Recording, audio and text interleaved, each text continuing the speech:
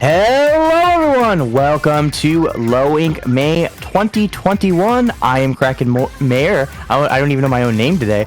I'm joined by Alias. How you doing, Alias? I'm good. I was having trouble with names just a little bit ago. Y'all can attest. So, yeah, I'm good. I'm happy to be back. It's been a while. Yeah, it has been, and we're glad to have you back. And we're going to be starting with Team Wipe versus Crescendo Brigade here for our first set. Alias, do you know anything about either of these two teams? Absolutely not, unfortunately.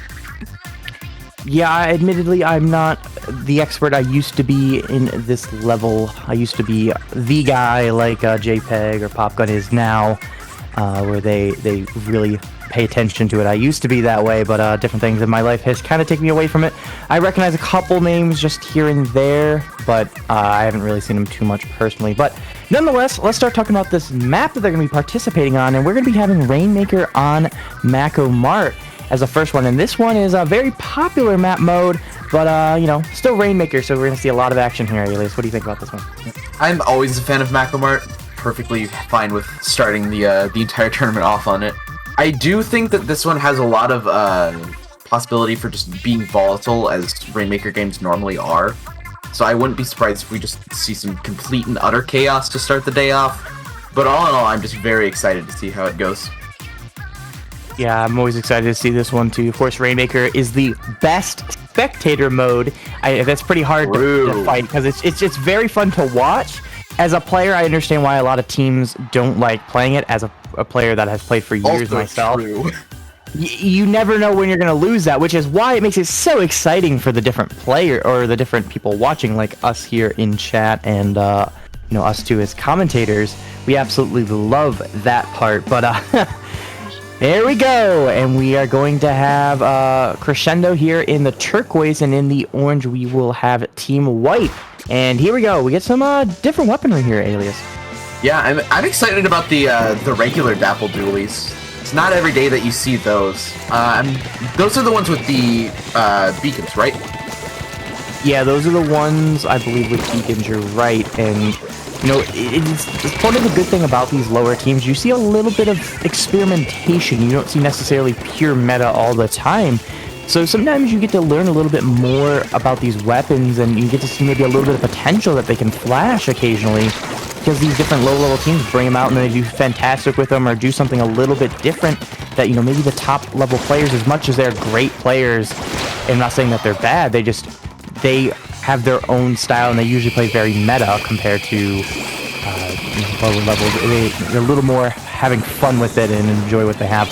But yeah, we see a good start here.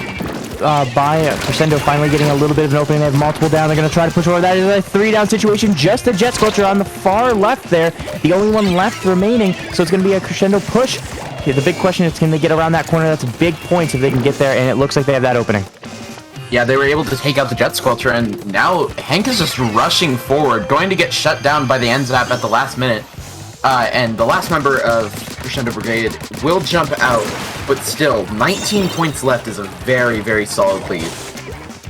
Yeah, that's a huge lead. I mean, of course, Rainmaker, no lead is really safe. But in this map, once you kind of get up there, it's a pretty defensible position. Kind of comes to one big choke point right about where Hank died. So, it's understandable if that's going to be the winning push. But they're going to make it. They're going to attempt to make it bigger here when they get themselves a 4-down situation. The dually is trying to jump in. They are going to get a trade, which is going to slow down Crescendo from pushing up any further. But nonetheless, is still going to allow Crescendo to grab the Rainmaker. They're going to put that pressure through this one side. And Team Wipe is going to have to find a way to hold at this choke point here. Yeah, those beacons really allowing Team Wipe to actually get back into the game a little bit quicker and make sure that push wasn't as bad as it could have been. That's going to go down as Doctor finds them real quick. And it's 3v3 for right now. Team Wipe trying to push out of their own spawn area. Will have a little bit of help from their teammates, but it's not looking like it's going to be an easy push. You're right. It's not going to be an easy push. They see the Ray come out, and then the counter Ray in response is going to put pressure on this Rainmaker. This Rainmaker going down to 3 different members here, looking like probably getting an assist on that one. And all members but the Jet go down again for Team Wipe. Team Wipe, the one being wiped so far. And Crescendo here. Look at this paint. I mean, it's kind of difficult to see from the player's point of view, but just look at how green it is. Oh my god, this is a great view. Just the dualies coming in with no paint, able to get something, but look at how green this map is. From the Crescendo almost to the choke point here. It's just green. Yeah, Team White not being able to hold on to the map is what's making these pushes have such a hard time succeeding. Nautilus going to find another member of Team Wipe as Pandulce finally picks up the Rainmaker. Won't be able to use the dualies to push forward, but will go forward nonetheless. Gatzel has a little bit of support. Pandulce is going to keep going, looking to get these final picks. And it looks like they have a little bit more of an opening, but the Rainmaker going to die just before they can really push forward. That Nautilus just saved the game right there. If that Nautilus goes down, that is the lead there for Team Wipe. But Crescendo here going to have the lead. Hold it here with about a minute remaining. The Rainmaker still back behind them. I don't believe they popped it either. I can't quite tell from this angle, but the Dualies here is going to try to rush it. If they can get to it and get this pick, there's a chance they could go for this lead, but nope, the 2v1 situation is going to go against them. And good call by Crescendo Brigade, not knowing that they don't have to force the 1v1 right there. They can just wait for Zeth to respawn, provide a little bit of support, and then just keep pushing up. Just really good team communication and strategy right there. And we see Zeth here going off so far, able to do quite a lot. And they, of course, we saw them earlier save the game here. And finally, they're going to push forward. Again, Crescendo. Look, I mean, just look at the KAs at the top of the screen here. We have 19 KA there by the shot. Zeth right now on the Nautilus getting another assist up to 18 KA. I mean, they absolutely are putting numbers on the board. A lot of these are assists, too. We saw a lot of assists coming on the board from the different members. And they just really worked well as a team. And that is going to be two 20 KAs on the side of Crescendo Brigade. And Crescendo Brigade just working really well together, maintaining really solid map control, especially without the use of like an NZAP or a Splattershot Junior. Their armor weapon was a 96 Scout, but still, they just held control of the map extremely well, and that was able to win them the game. At 20 and 21 KA respectively. I mean, whew, like I said, a lot of them were kills, but we saw a good number of assists coming out from both of those players when we had them in our spectator view, which honestly to me is more meaningful to an extent, because of a lot of assists can show that you're working as a team, either through specials if you're something like an NZAP with those armors or whatnot, and if you're something like a killing weapon, assists don't necessarily reflect the best on you. But if you have a ton of them and it's because you're working with your teammate that is also a killing weapon, so the Nautilus there in the shot, a lot of times we're shooting at the same people. So if one didn't get killed, the other one did, and so the other one got an assist. And that's exactly what you want to see. That's great teamwork. And sometimes on these lower level teams, you don't see that. So that's a really good side for Crescendo Brigade, really working as a brigade for that matter, and not just as a bunch of mercenaries. So here we go. We're going to the Splat Zones on New Albacore Hotel. Alias, where are the key points on this one? Given that the zone is just like in the center, obviously it's going to be a key point, but the grading is going to be fairly hard for either team to navigate if they happen to get stuck in their own side of the map. Personally, I think this map does favor Crescendo Brigade's comp a little bit more. They had quite a few weapons with a lot of range, given that they had the Jet Sculpture, they had the Nautilus, and then even the 96 Gal providing a little bit more range there.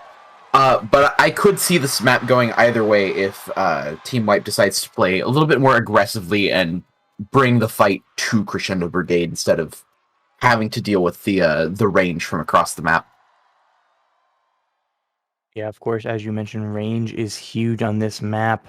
And if you can't range, you have to find ways to beat the opponent's range, because with those grates, you're pretty vulnerable if the opponent outranges you on that. And I mean, we can see a lot of range weapons come out from both sides. We see the Jet come out. We see the Pro extending the range a little bit. Of course, the 96 has a really solid range as well.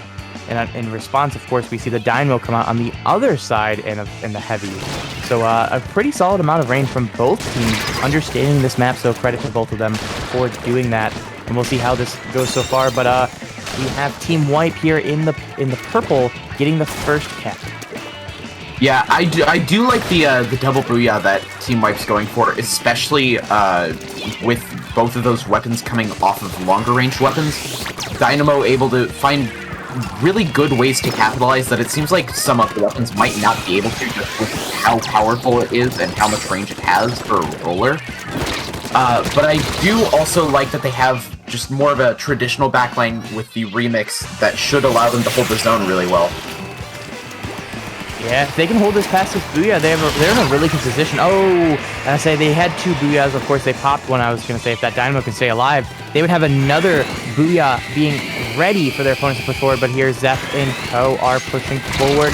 Doctor trying to deny them the push. Zeph trying to make something out of nothing. Able to get the pick. Well, their teammate is able to get the pick there. And it looks like this zone is going to flip for our orange team.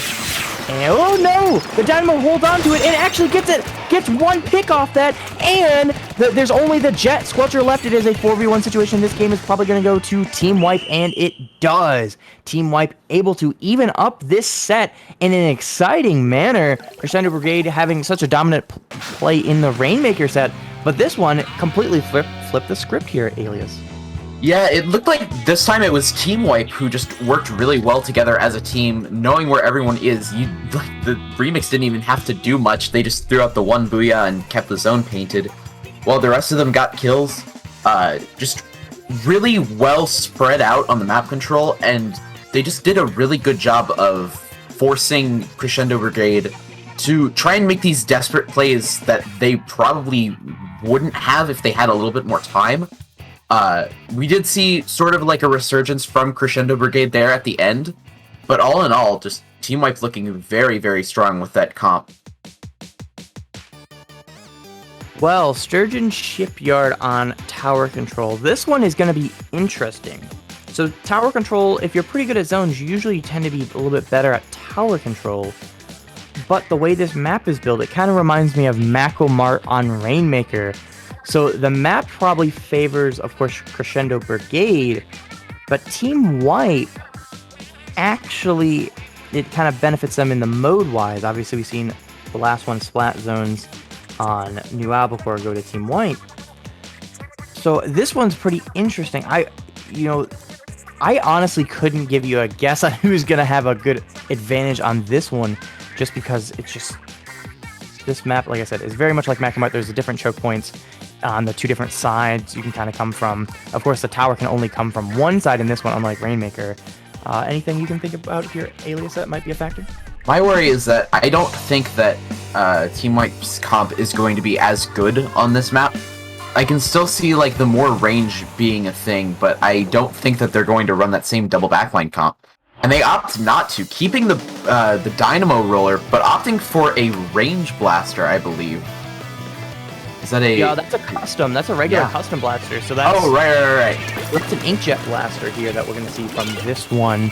That is one of the changes that I'm very excited for in Splatoon. Just making what weapon everything is a little bit more easy to tell. So I can never tell the difference between a range blaster and a custom.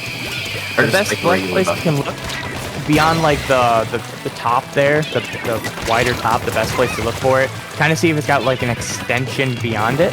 That's the best way to kind of tell the difference out of fly. Gotcha. But nonetheless, the blaster does go down in this one. Blasters you don't see too much even in tower control nowadays, just because it is so countered by armor. That was something that was discussed a lot in TG last night with the no armor edition. We saw a lot of blasters coming out because they weren't countered by armor. We can see armor come out as the blaster tries to go forward, and the blaster kind of has to be a little bit more passive. They cannot continue to push forward, knowing, all right, well, I'm at the disadvantage. Everything can kill me faster, because even if I direct, it doesn't matter. They will survive. And waiting for their teammate and the armor to expire to finally be able to push up. And Doctor and I think I missed the name of the 96. Both are going to end up going down to the Tri-Slosher and 96 of Crescendo Brigade. And this is an opportunity finally for them to push forward. And Team Wipe is going to have to try to find a defensive position here on this snipe. Yeah, and one thing that worries me about the blaster is you said it gets hard countered by armor. And they're running a double armor comp with the Tri and the 96 gal, so they will be able to have armor keeping on going. Tri-Slosher actually pushing up a ways and popping that armor, and that might allow them to find that kill. They will help out with that kill right there. We'll find another, and just like that, the Brigade is pushing up. Almost a full team wipe. Only the Booyah, or not the Booyah, the Dynamo left, and that will be the game. Yeah, I mean, that chaining armor actually worked out very well because I think it was 5 or 6 armors from that team in such a short span. I think it was, what, a couple-minute game or so? And there was a lot of chain back and forth. So the one from the 96 ended, and then the Tri-Slosher popped theirs. And I think, yeah, the 96 popped another one towards the end of that game. And that basically guaranteed that Crescendo Brigade could keep their momentum going. You know, tower control is very notorious for that snowballing until somebody can get a victory at times.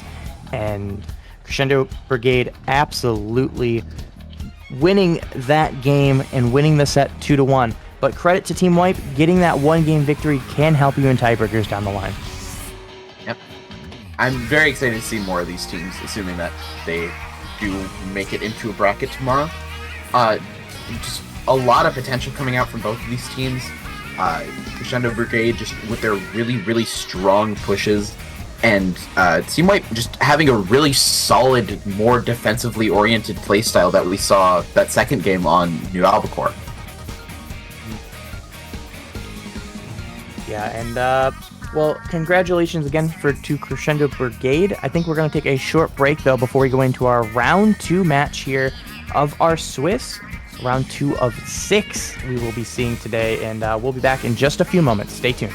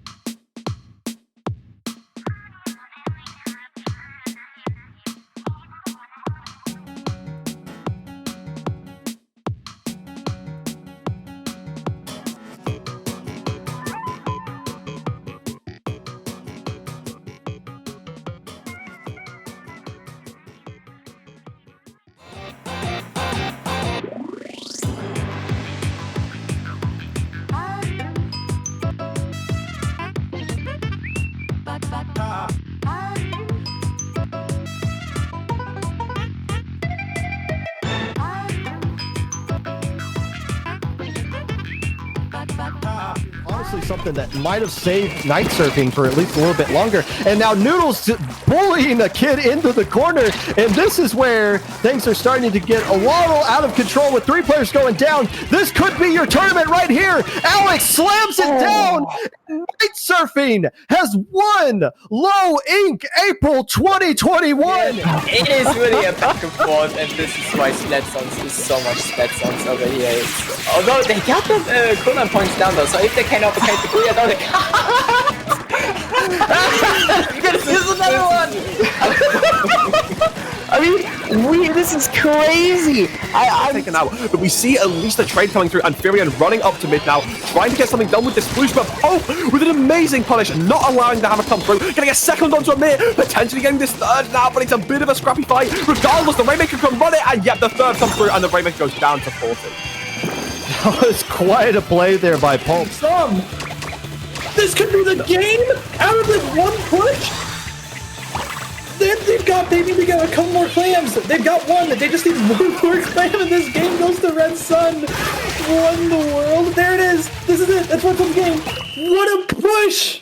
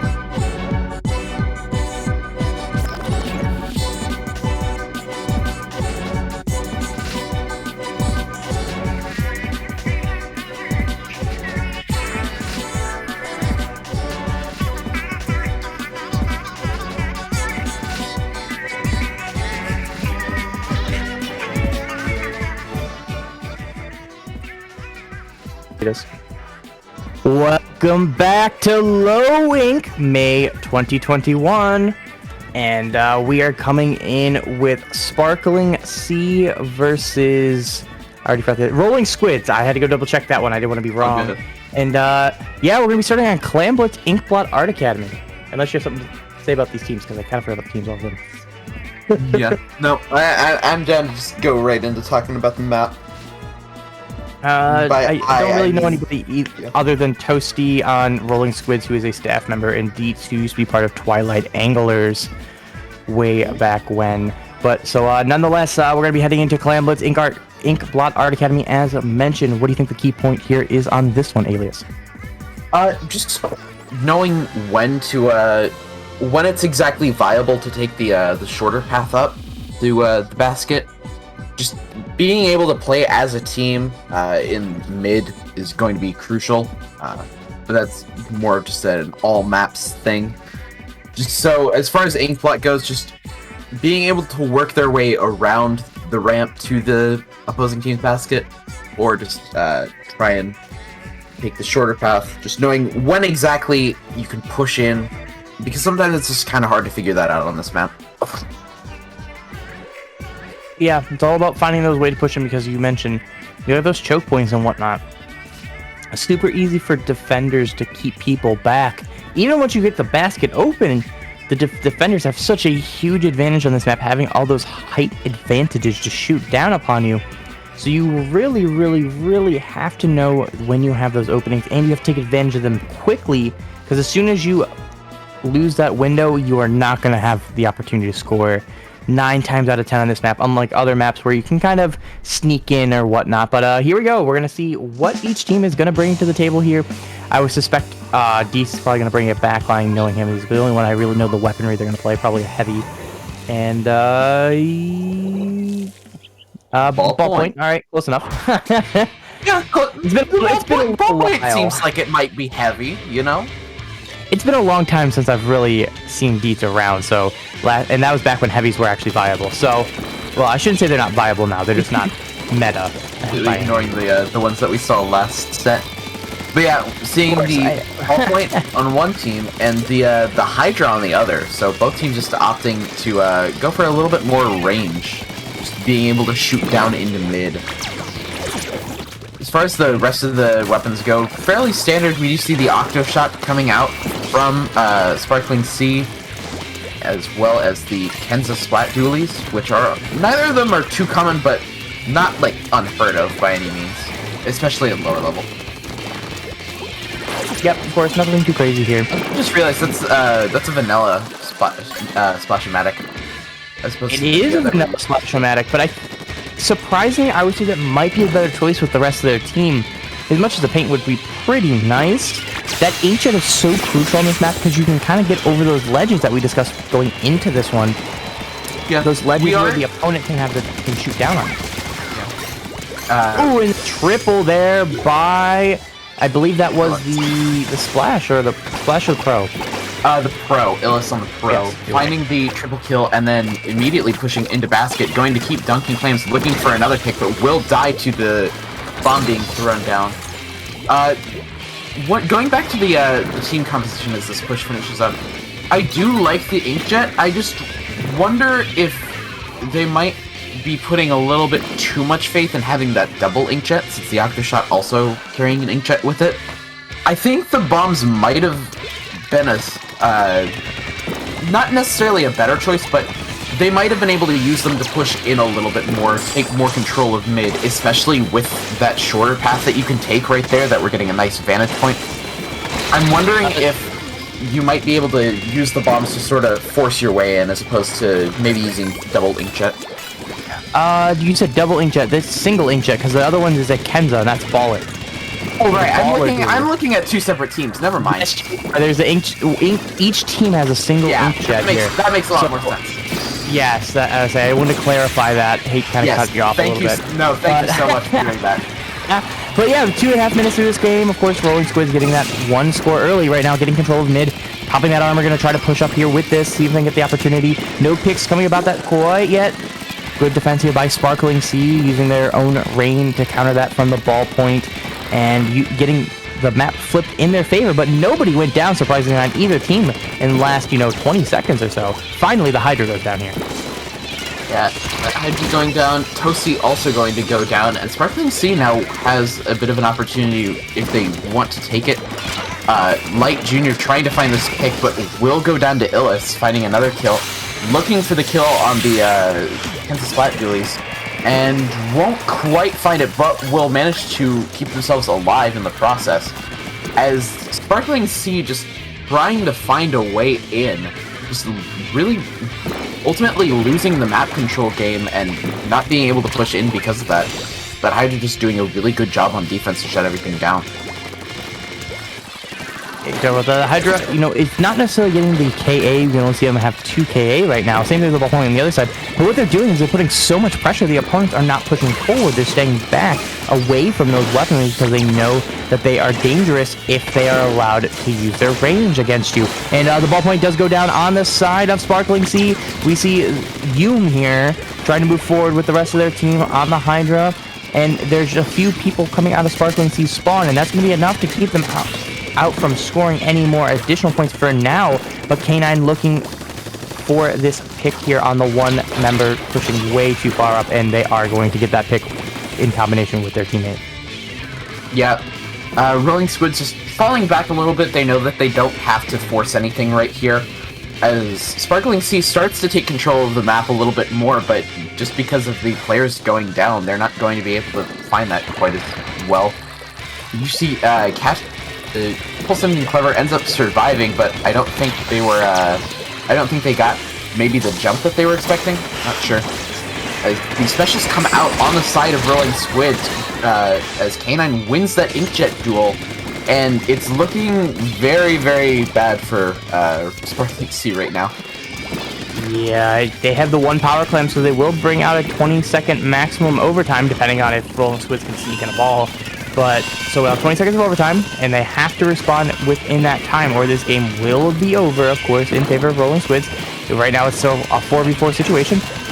It looks like Rain coming out onto the plat. 2 members going down. The ballpoint goes down as well. Just a shot in the dualies. Just the dualies now. The dualies trying to make something out of nothing, and they will not. This will be Rolling Squids' game, and they will take the lead 1-2-0 in this set right now, Alias.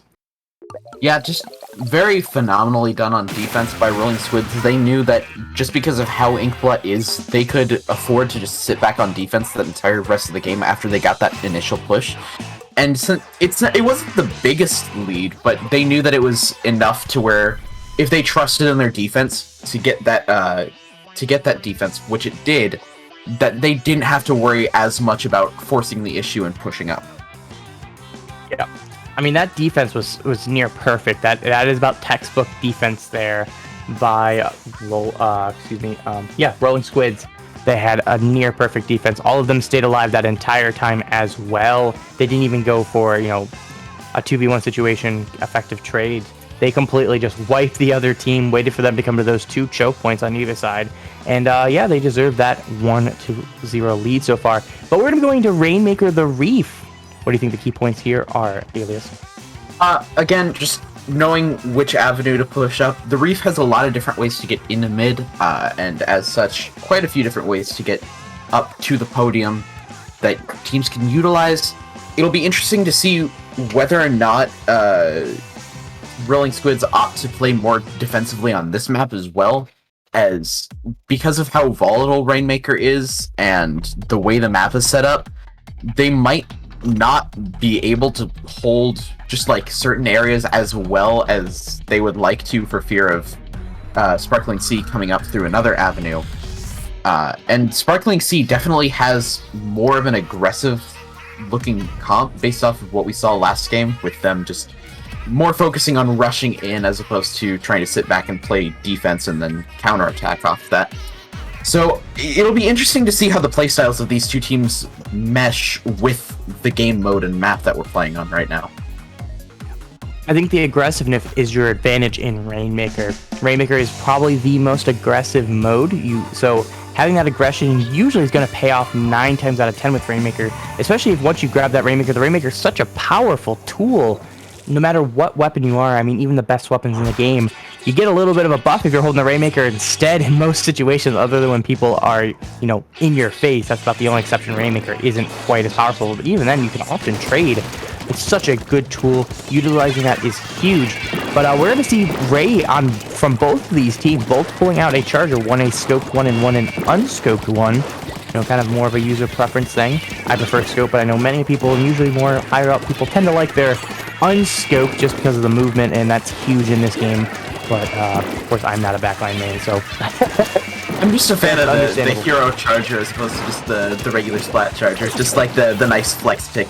Like, yeah, I went through all the trouble of getting this. Yeah, it was a lot of trouble. I've done them all. Yep. Let's look at this NZAP flank. We're gonna see that NZAP coming in from the side. They're gonna try to get one. They are not gonna win to those dualies. Those dualies get the victory here in that fight.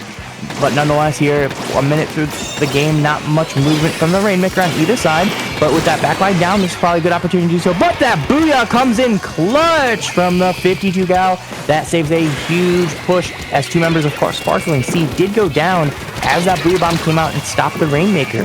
So, still, this game is pretty stagnant so far. Yeah, Sparkling Sea still at a slight disadvantage, and Rolling Squids will pick up the Rainmaker again, trusting their NZAP to do that. I've seen a lot of teams do that, just letting their support player use the Rainmaker, because a lot of times you can afford to put some extra storm speed on those types of weapons. But yeah, Rolling Squids just using this Toxic Mist from the Vanilla Splashomatic to just really stagnate the pushes on the side of Sparkling Sea. We do see the not the Neo Splashomatic, the Vanilla Splashomatic go down as this Booyah comes out, and it looks like Sparkling Sea will use that to push up a little bit, only getting it to 77, however. As Rolling Squids were able to get back on defense just in time. Yeah, only a 23-point push. That is not what you're looking for if you are on offense. I mean, halfway through this game right now, that is about the leading, or that is the leading push, 23 points. That is not something you see in Rainmaker very often, though this map is a little bit choke pointy. Once you kind of start getting to where they are, it really is a giant choke point. Any way you go is like, bam, you got the ramp there, that's your choke point. On the other side, you have the close, it's a choke point. So this has been a very defensive game so far. You know, Rolling Squids has shown what they can do on defense. They showed it last game. At the end, they're absolutely dominant on defense. But right now, they're not even showing basically any offense. When you're only getting 6 points through 3 minutes, and the other team, you're holding that well too.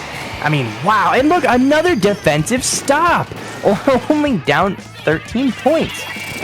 Yeah, it's sort of an ill-advised push for Rolling Squids right there. Maybe they felt like they needed to do something, but pretty much just having the NZAP run in with the Stingray to support. But now, Sparkling Sea has, at the very least, a little bit of a stage control advantage that they will then turn into a man advantage for a little bit until the Rainmaker goes down, that they use to sort of initiate what could have been a push, if not for just a great play by K9.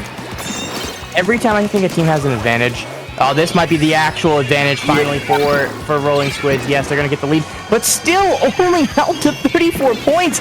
It's still a defensive stop there by Light Jr. When you're used to watching Rainmaker games go back and forth this crazy, seeing a defensive is almost like, you know, this is something you see in something like Flamblitz or Zones, yeah, or even TC occasionally. You get this especially real especially after the last set that we just watched, where the Rainmaker game was over just like that. It's weird to think that this is the same game mode. Like, all the same rules apply. It's just the teams are taking a vastly different approach right here. And speaking of taking different approaches, Sparkling Sea will be able to find that lead right there, getting it all the way down to 52 points remaining. Looking like they don't especially want to stop, but they're not really going to have a choice as Rolling Squids are able to force out 2 of the members. The other 2 will have to retreat. And Rolling Squids looking like this might be one of the last pushes of the game, finding a pick on the one of the defenders, and they will get it all the way up. Toasty just running right past the K52 gal. Such a dangerous move right there, but that might be able to net Rolling Squids the win.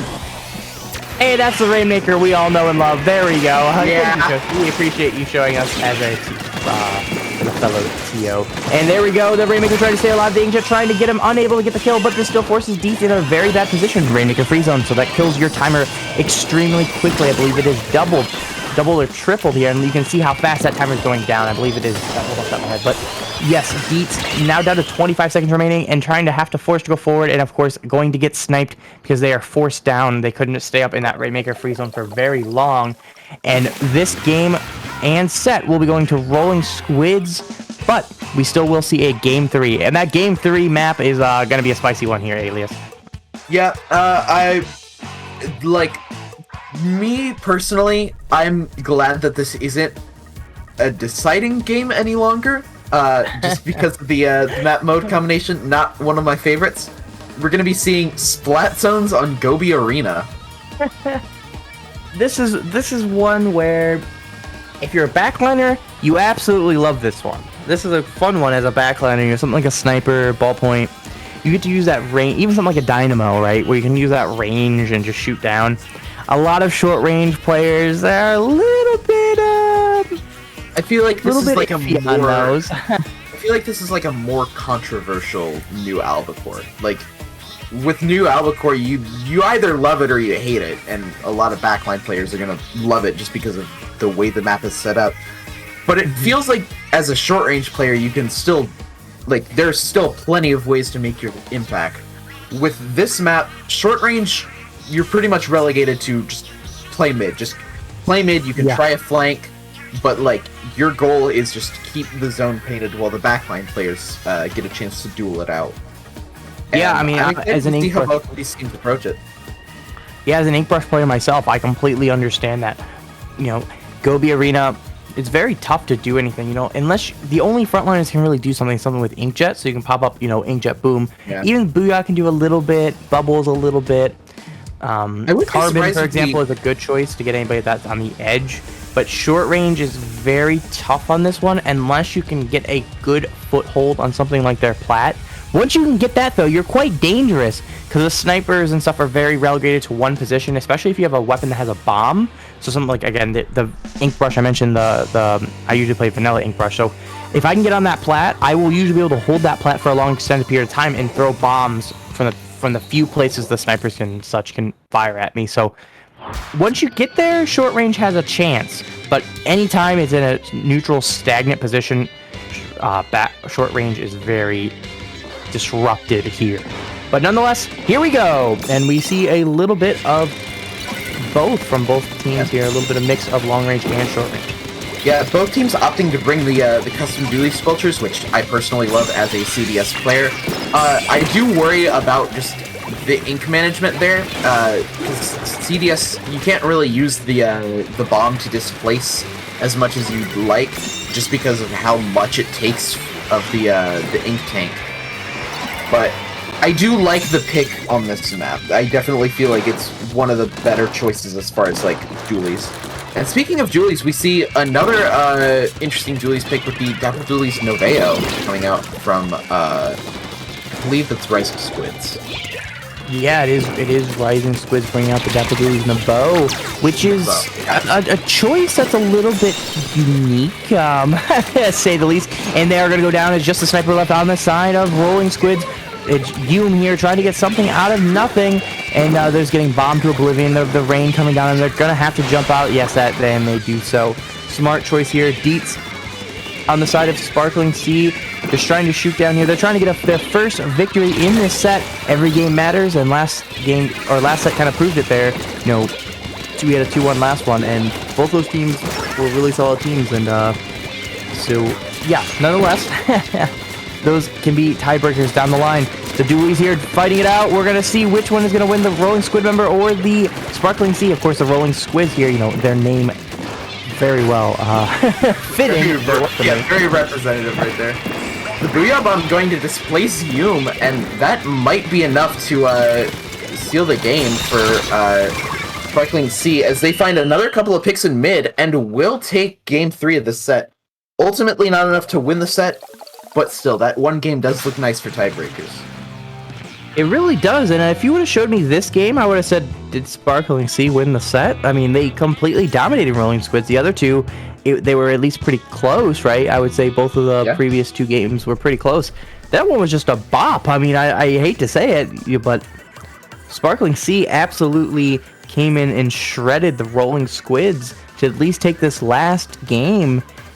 It just kind of threw me off there. I expected at least a closer match than that. Well, yeah, that'll do it for this set. Before we go on break, Kraken, is there anything that you want to say to everybody out there watching? We actually got a message here from Emil, the head of Ludi. Y'all gotta play your Ludi sets. Don't forget to play your Ludi sets, people. And that's all they really wanted us to say. You know, don't forget to play those. Those are important. We're getting near the end of the season. Let's try to get those wrapped up so the staff can get everything they need to together. Thankful for all those Ludi staff. We appreciate you guys, what you do. We know it's a lot of hard work and a lot of effort that you put in. Everything from seeding to managing, that many teams. We understand. We've had plenty of teams. Maybe not quite that many, but nonetheless, we understand your pain. And please, guys, play your Ludi sets. Help the staff out. I also want to give a shout out to It's Dangerous to Go Alone. Are you new to the scene and want an accessible entrance into competitive? Are you currently a free agent and want to show off your skill? Or do you want to have some fun and meet some new people? Sign up for Dangerous to Go Alone happening May 29th. It's a solo registration tournament, so you sign up individually and then you get put on a team. And registration closes in a few days, so don't be late. Join the Discord. The link will be in the chat, or you can also sign up at the chat. In the chat, there will be a link to sign up as well, and you will be able to find more information. I believe we posted that one. I think that might be the one we posted. Let me go. Waiting to see what my staff does. What links were getting thrown in here? At Sky, I think Sky was throwing them in here. But anywho, yeah, I'll get you the information link here. Boop. Nice. So yes. Boop. The info link. There you go, everyone. Oh, I can't spell info. And then, as always, IPL still has staff applications. We're always looking for additions to our production, commentary, and tournament staff teams. If you're interested in helping out in these areas, please just fill out the form. If you're interested in more than one, just fill out the form as many times as you need to. Just one for each area. I think we can also get that link in the chat. Yes, of course. We always have our help us link here. You can, and anytime you need it, you can just do ! help us, and our staff application form is right there for you. Ooh, just like, if you ever look for our Discord or anything like that, just pop those in chat. We'll get those links to you through our bot, Radio. Give a shout out to Vincent, who had worked on that one, which is... So, yes, of course, Radio, our IP mascot. But anyways, we have chatted for quite a long time here. We're going to give a short break. Okay, wait. Let everyone rest. Okay. I must interject right now. Before we go on a break, for a little bit of, let's say, director's commentary. Tell me, is it Elias or Alias? It's Alias. There you go. That concludes your commentary. Please stay tuned for the next round.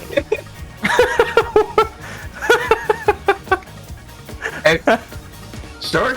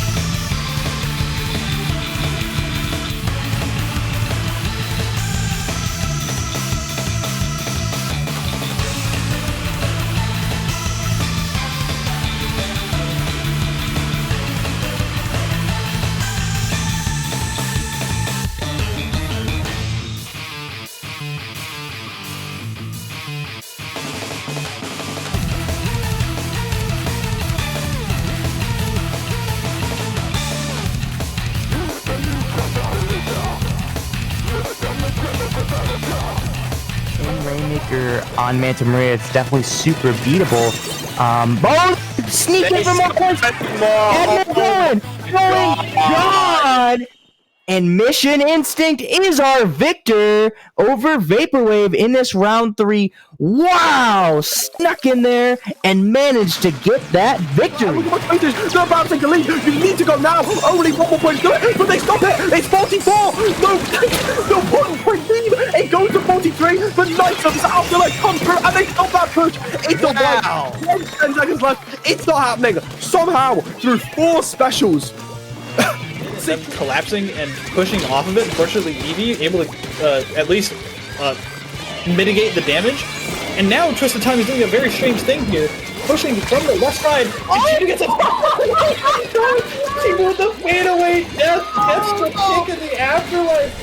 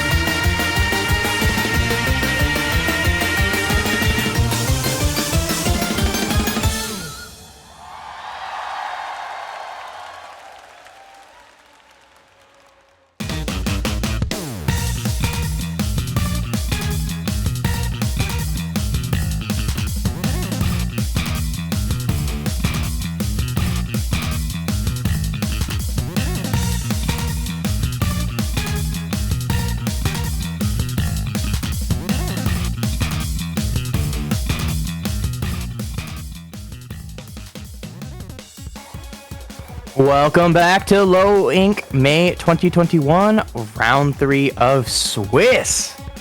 I am again joined by Alias, our last round here on the microphone. Alias, you ready for these two teams? I am very, very ready. I am excited to see these two teams, if not just because of some of the people on one of the teams. All right, we have a Garbage Patch versus Splatgoonz. I'm gonna call out Sky here, who picked it. Friends with Lepto, the Pacific Garbage Patch here, and Cork. You know, and we're gonna call out the bias here of our person. I don't think they did it on purpose. They at least claim they don't. So I will let it slide this time, Sky. Come on. We're just messing with this guy. Anyways, so of course we gotta mention with the Pacific Garbage Patch that is a couple. We have Cork here, I believe, is a staff member. We have Lepto, of course, who also TOs around and assists at IPL, and that's a pickup there. And Splatgoonz, unfortunately, I don't know too much about them. Do you, Alias? I don't. I do like their individual names. We have Arthur and Pinchy with some those are like fairly standard tags, and then you have 6, just the number 6, and then you just have Disappointed, which big fan of Disappointed. I'm excited to see how they play. Yeah, either way, this match is sure not to disappoint. No matter who is playing, we're going to be going on Tower Control Anchovy Games. This is a quite popular one here, Elias. What do you think key points are on this one? I definitely know that getting up that wall is going to be an issue for both teams, and once you get past that first checkpoint, it gets a little bit easier from there. There aren't a lot of maps where the first checkpoint is just the hardest one to get through, but I definitely feel like this might just be one of them. I also know that we've seen a lot of bombs being used, like bomb rushes lately, but I don't think we're going to be seeing any of those right now. We do see the Klugas coming out from Lepto, though. Yeah, they're not a big surprise if you know. Yeah, if you know Lepto, that's not too surprising here. He does throw out the 10. Yeah, no, that time. But nonetheless, it's still something you'll see out all the time here. But other than that, everything's pretty standard. I guess T-Tech's a little bit weird. It's weird to say that after Splat 1. It's still weird to say T-Tech. There's a point that anybody that used to play Splat 1 sometimes will call any shot a T-Tech, because in Splat 1, if you've seen anything but a T-Tech, it was a miracle in that game. Yeah. But anyways, right now the Pacific Garbage Patch is starting off, getting to that first checkpoint, actually getting multiple down. This opportunity for them to get past this checkpoint. Pinchy here trying to do something out of nothing, and they're not going to stop this checkpoint from being captured. Lepto getting that pick in. Here they go up the wall, but there's nobody really on the plat there for our pink team here, the Garbage Patch, and because of this, it took them a little bit while to get any more additional points and allowed the Splatgoonz here to put up a pretty solid defense. Yeah, Lepto just sort of having to stay on that tower by themselves and not really able to get much done after that. But the tower is going to continue moving towards that green team. Eventually, Pacific Garbage Patch will lose the tower as I've already forgotten the Splatgoonz will take it back. Pinchy trying to find the pick right here. Lepto going down after trading out. Pinchy just not in the best spot. Tower just kind of stuck in mid as the Pacific Garbage Patch is just holding mid really well, not really letting Splatgoonz push back in, especially with this Fizzy Bomb spam.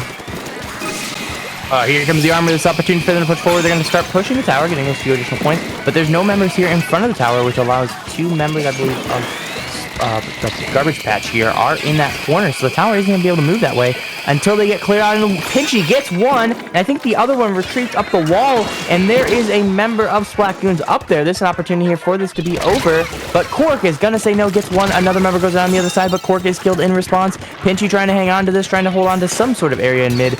But they're going to get pinched from multiple sides, and they're probably either going to have to jump out or go down, and they will go down. That is a delayed wipe of the Splatgoonz here, and this map is now going to go pink. Pacific Garbage Patch doing a great job of holding onto it, using that Burst Bomb launcher to just push their way forward, make it even harder to deal with. Mr. Wave just trying to make sure he's their teammate can successfully come down from the inkjet, but they won't be able to. As 6 finding the kill, only 1 player left for Pacific Garbage Patch at that moment, and they will be able to push forward a little bit more. But Arter going down as well, playing a very aggressive custom jet squelcher, if I saw that right. 6 also going to go down, and it's looking kind of rough for Splatgoonz right now. Yeah, a rough situation, but they are getting points on the board, but yeah, that's probably going to end here with 1 member go down court, attacking another who's going to have to kind of hide in that corner, but different members of their team here are coming to assist Quark, and you can see that the green team of Splatgoonz having to back up to their own fan, and this allows the center here to turn mostly pink for at least the moment until they can get a pick and low. Nothing from that blue bomb, but it does pinch. They've got a corner of 2, and 2 go down here in the corner. This opportunity for pushing. Pinchy gonna hop on the tower. A good job here by the Jet Squelcher from the Garbage Patch here, and able to get the 1 on tower, slowing down the push. The raid comes out. Quark here with the Inkjet slowing them down as well. So this push is probably gonna be dead in the water at least for a little bit, since all members of the Garbage Patch are back in mid, and Lepto here with the bombs coming off, pushing up with the assistance of the bucket. This is probably going to be at least 1 kill, and yeah, that's probably going to be a 2nd kill, and it is with the bomb, and this is going to allow them to kind of push themselves here. Just be smart about it here, Team Garbage Patch. If you are not, you're probably going to allow your opponent here to get a pretty good kill. I'm just impressed that he was able to find 2 kills like back to back with just the uncharged Fizzy Bomb, just putting it exactly where it needed to be. Normally a weapon that can be sort of unpredictable just because of how it bounces, but Lepto just really taking advantage of it. It looks like this is going to be sort of a last-ditch effort from the Splatgoonz. Stingray coming out on the side of Pacific Garbage Patch is making it really hard. Fizzy Bombs coming down from Lepto. They do have control of the tower, so the game will continue for just a bit longer, as just the Pacific Garbage Patch trying to just use the bombs to get down. Sort of in a rough spot right now. Lepto finding 1, and that will be the game for Splatgoonz. Not able to get the Pacific Garbage Patch, not able to get the necessary kills in time, and Pinchy just riding the tower, finding the necessary picks, and Splatgoonz steal that game 1 right out from the Pacific Garbage Patch. I might have my jaw hanging open right now. Wow. They had the 3 down. It was a 3v1 at the end of that game, but nobody got on tower, and nobody shot down the Nautilus, and Nautilus just went, all right, I'll stay on tower. If you guys are going to take me down, I'll just get the lead. And he just hang on the tower there, left to try to get on it right at the end, but not fast enough. So it does give the victory to Splatgoonz. They stole that one. I mean, for most of that game, they were kind of on the defensive side. They obviously held a great defense, holding the Pacific Garbage Patch from even getting to the 2nd checkpoint, which allowed them to do this kind of a little bit of shenanigans with tower. It's a little bit hard to do shenanigans in tower, you know, it's not something like Rainmaker, but it is completely possible. You saw that there. You can do it on the defensive side. If someone has like armor, you can just pew pew pew shoot them off the tower and then hop on. You know, so there are some certain shenanigans in certain situations that tower can be done, and we saw one of the offensive shenanigans, which I think is rarer than defensive shenanigans. Yeah, definitely not something that you see on tower control very often, and a lot of I've seen games where that just gets stolen out from a team's nose, but I don't think I've ever seen one happen like that. Yeah, I've only maybe once or twice really see something like that, and especially how bad of a situation it was for Pinchy on tower. They came in clutch. But anyways, we need to focus on game 2 at this point, because game 1 is already in the books. Nothing we can do about it here, but that's definitely going to kill morale for Garbage Patch going into our next one, which is going to be Clam Blitz Humpback Pump Track. Definitely a very interesting one. I could see this really favoring the Pacific Garbage Patch's comp, just because of the sort of like the close range nature. We saw them bring a bucket, Klugas, and a T-Tech last round. So I could see them just wanting to play very scrappy, just fighting in the middle. I know Quark, if I'm remembering correctly, also plays Mini. So I'm not sure if we're going to see that right now, but who knows? Yeah, I'm not quite sure who We're it's... actually going with an Octobrush instead. And we're going to be seeing the Forge coming out from Yagi. We already have a disconnect, I think. Or, I can't tell. It was just a death. Nope. Oh, just a death already? If you saw somebody down, I missed it. But either way, Yeah. no. Oh, maybe we have a wrong mode or map. Oh yeah, it's Let me look at our. Let me go double check our map list. I think that's our problem. Is our map list? Maybe. We are. No, this is right. I'm not sure what's wrong here. Somebody want to substitute? We'll check my stream chat. Maybe. Trying to wait for word, hopefully, from one of our staff members what's going on in this one. But either way, we're gonna have a quick knockout. This one obviously doesn't count if both teams are gonna do so. Oh yeah, we had a substitute that we wanted to happen in place, and just to let y'all know, for future stuff, anybody that is substituting, have your member ready. It does help us here. Things happen where we don't always watch chat, or maybe even if somebody else is hosting, right? I've done it before as a host, and I've been part of it on the other end where we didn't have our 4th, 5th member ready. Get your 5th member right in the match and waiting at the wait screen, because what it'll do is it'll be a good signifier to the host, like, hey, we're swapping out. Or have your 4th member hop out immediately if your 5th member isn't there right away. That way there's some sort of signal to the host. It helps them a lot because we don't always watch chat. Yep. Anyways, we're gonna have that moment. I'm not sure who switched out for Splatgoonz without looking real quick.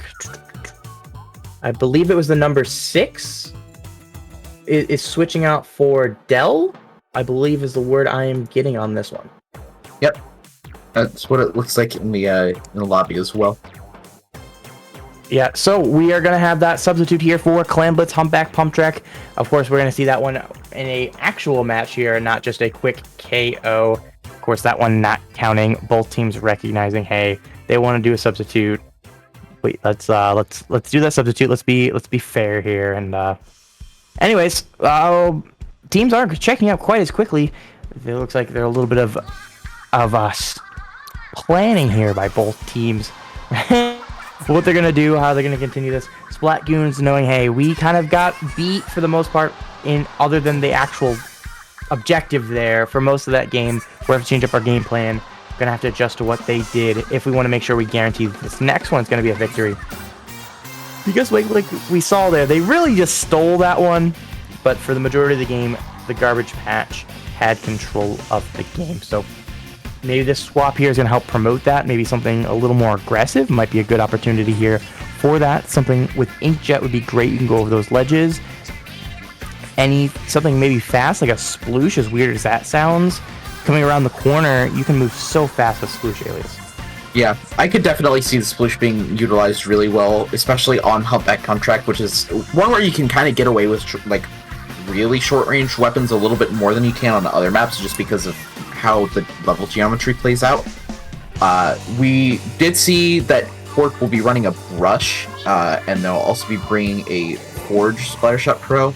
On the other side, we're going to be seeing just a regular Splattershot Pro, which is something that you don't often see, as well as this Foil Squeezer, K-Shot, and then the Tri-Slosher, sort of serving as the armor weapon, while also being able to get some cheeky kills using the verticality of this level. And quickly thinking about what happened, why someone died so quickly, it's because they jumped off the map. Yeah. That's now we're putting the piece together. Yeah. Anyway, so we have Pinchin here getting 1, going with that more fast weapon. Able to get 2, Lepto and Quark going down. 3. They also have 7, 8 clams, and they're gonna have an opportunity to push here to 2v3 situation. 1 member going down, 2 members going down for the side of Splatgoonz is gonna kill that push now. They're not gonna be able to push with that many members, and especially with no clam ready. Dell falling back with the Tri-Slosher, of course, a good weapon choice for this map mode, and that's maybe why they brought in Dell, because with this Humpback Pump Track, Sloshers are great, and Tri can actually reach up on those levels, or those upper levels as well, and they can drop down and do massive damage. The fall-off isn't too severe on buckets, and on top of that, when you're doing up to 70 per shot, with the Tri-Slosher. Even if you have a little bit of fall off, it's going to be a 2-shot kill. Yep. So Lepto just sort of in a weird spot right now where he's trying to play defense, but that point sensor from the Splattershot throw just sort of making it a little bit hard. Klug is not especially the best at just running in it, getting kills you can, but just because of the low shot velocity and the slow firing speed, it can be a little bit hard to sometimes. Pork using the Inkjet to survey out over the bubbles, trying to find a nice kill right here. Like you said earlier, the Inkjet just a good pick for this map. Honestly, I really like the special choice coming out from the Pacific Garbage Patch, but it won't be enough, as Splatgoonz are going to rush in with some specials of their own, will break the basket, and now have an opportunity to get a lot of claims on the board. That opportunity is gone, but they do end up getting 56 points, so I guess it looked like there was going to be cut off maybe 20 points short of that, but they kind of all went for, okay, none of us are going to get kills, all of us are going to go for points at that situation when you have that many claims. And when it's a 4v2 situation-ish about that time, they kind of made that decision, 4v3, just kind of go, oh, well, I guess the points are more worthwhile. It is quite difficult to score on this one, and you're facing a pickup. If you know that, a lot of times their coordination is a lot lackluster compared to your own. If you are a team, I'm not quite sure if this is a team that plays all the time. I believe they are. You're going to have more coordination, most likely, than the pickup. So what you can do is kind of use that to your advantage. Go for the points. It's actually probably more beneficial than trying to make something out of nothing and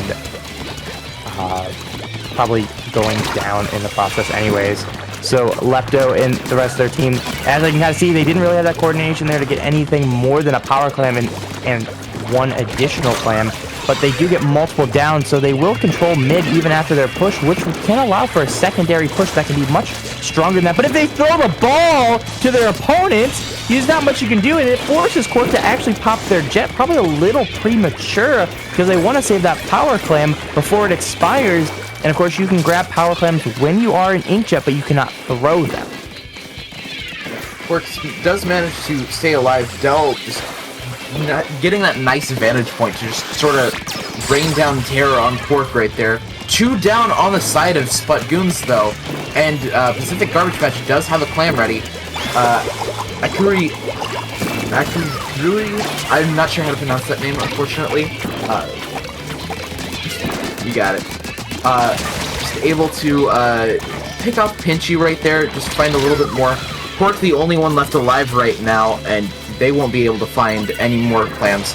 But still, a good bite into the lead of Bloons right there. Yeah, it does eat up into the lead, but again, they still are. Honestly, they had a bigger opportunity to push more, but again, coordination here being a little bit of a problem just because of the pickup. You know, it's to be expected. It's not trying to say anything bad about them, because any pickup does struggle with that at times, and Clam Blitz is probably the most team-oriented mode, but this does allow the opportunity here for them to come back. All they have to do is get 1 power clam in and 2 regular clams, and they will get the lead. So that's not much to ask on a push, even in the situation where you're a pickup. And they have that. Here comes Dell. It's just Dell there to defend. Then 1 goes down. Pinchy able to get 1 from behind, and that will probably actually stall this push. I think the member that's there fell down. Yeah, they went down. So yeah, there is no chance here for that push to get the lead. They only just get in the power clam. And without them building 1 here in the last few seconds, this game, or this set, will be decided. And it is decided. Splatgoonz is going to win this set. At least 2-0, could be 3-0, because we will see a game 3 though, no matter what. Yeah, showing that game 1 wasn't just a fluke, just coming out very, very strong right there. Just doing really well at making sure that every option had at least like some attention being paid to it. We did see a lot of flanking as a defensive method, so I think that allowed the Pacific Garbage Patch to get in a few more claims than they might have otherwise. But all in all, just looking very, very coordinated, and I'm excited to see what they do in this game 3. I think we're going to Rainmaker on Muscle Forge for the last one. Yes, we are going to Rainmaker on Muscle Forge, and that is a fun one. And again, we're going to have some substitutes in just a... we'll see in a moment who's in and out. But Rainmaker on Muscle Forge Fitness is going to be the last one. And this one is a little bit of a unique one for the fact you have the grates you can go through for kind of a quicker a more direct way. Let me put it that way. It's not necessarily quicker. You have the more direct way, and then you can, of course, go over the rail, which is the most common way if you're going to go that direction. And it allows you to kind of go pretty quickly, get a lot of points. Once you hit that rail and you jump, if you touch the ledge, it is worth a ton of points because you're so close to the basket. But you can also, funny enough, go over the bridge and then go to the right. I see that maybe once or twice in Splatoon history that I've been commentating or playing. And it actually throws a change up there. And then you can go around the right side, just like the normal right push. And you kind of have that longer area and a lot wider, so it can benefit some of those sharky weapons or weapons that have a little range and push up towards the basket there.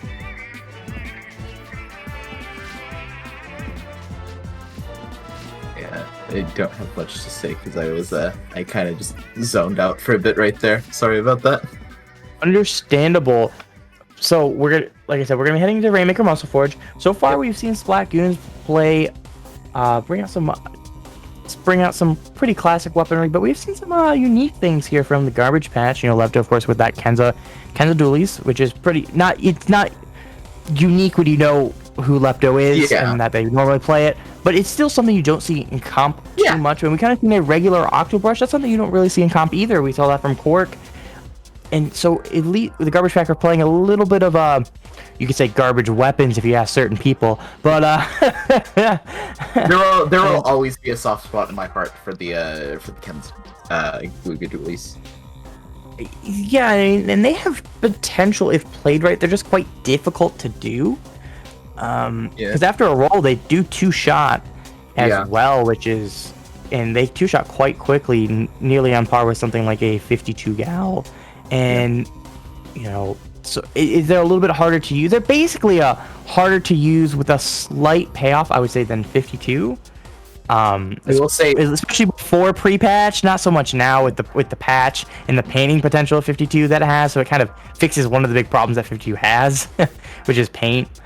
But especially pre-recent patch, I would say that Gluga's was just a lot more skill heavy. But slightly higher ceiling 52. Yeah, I will say Fizzy Spam is something that K52 players could only dream of.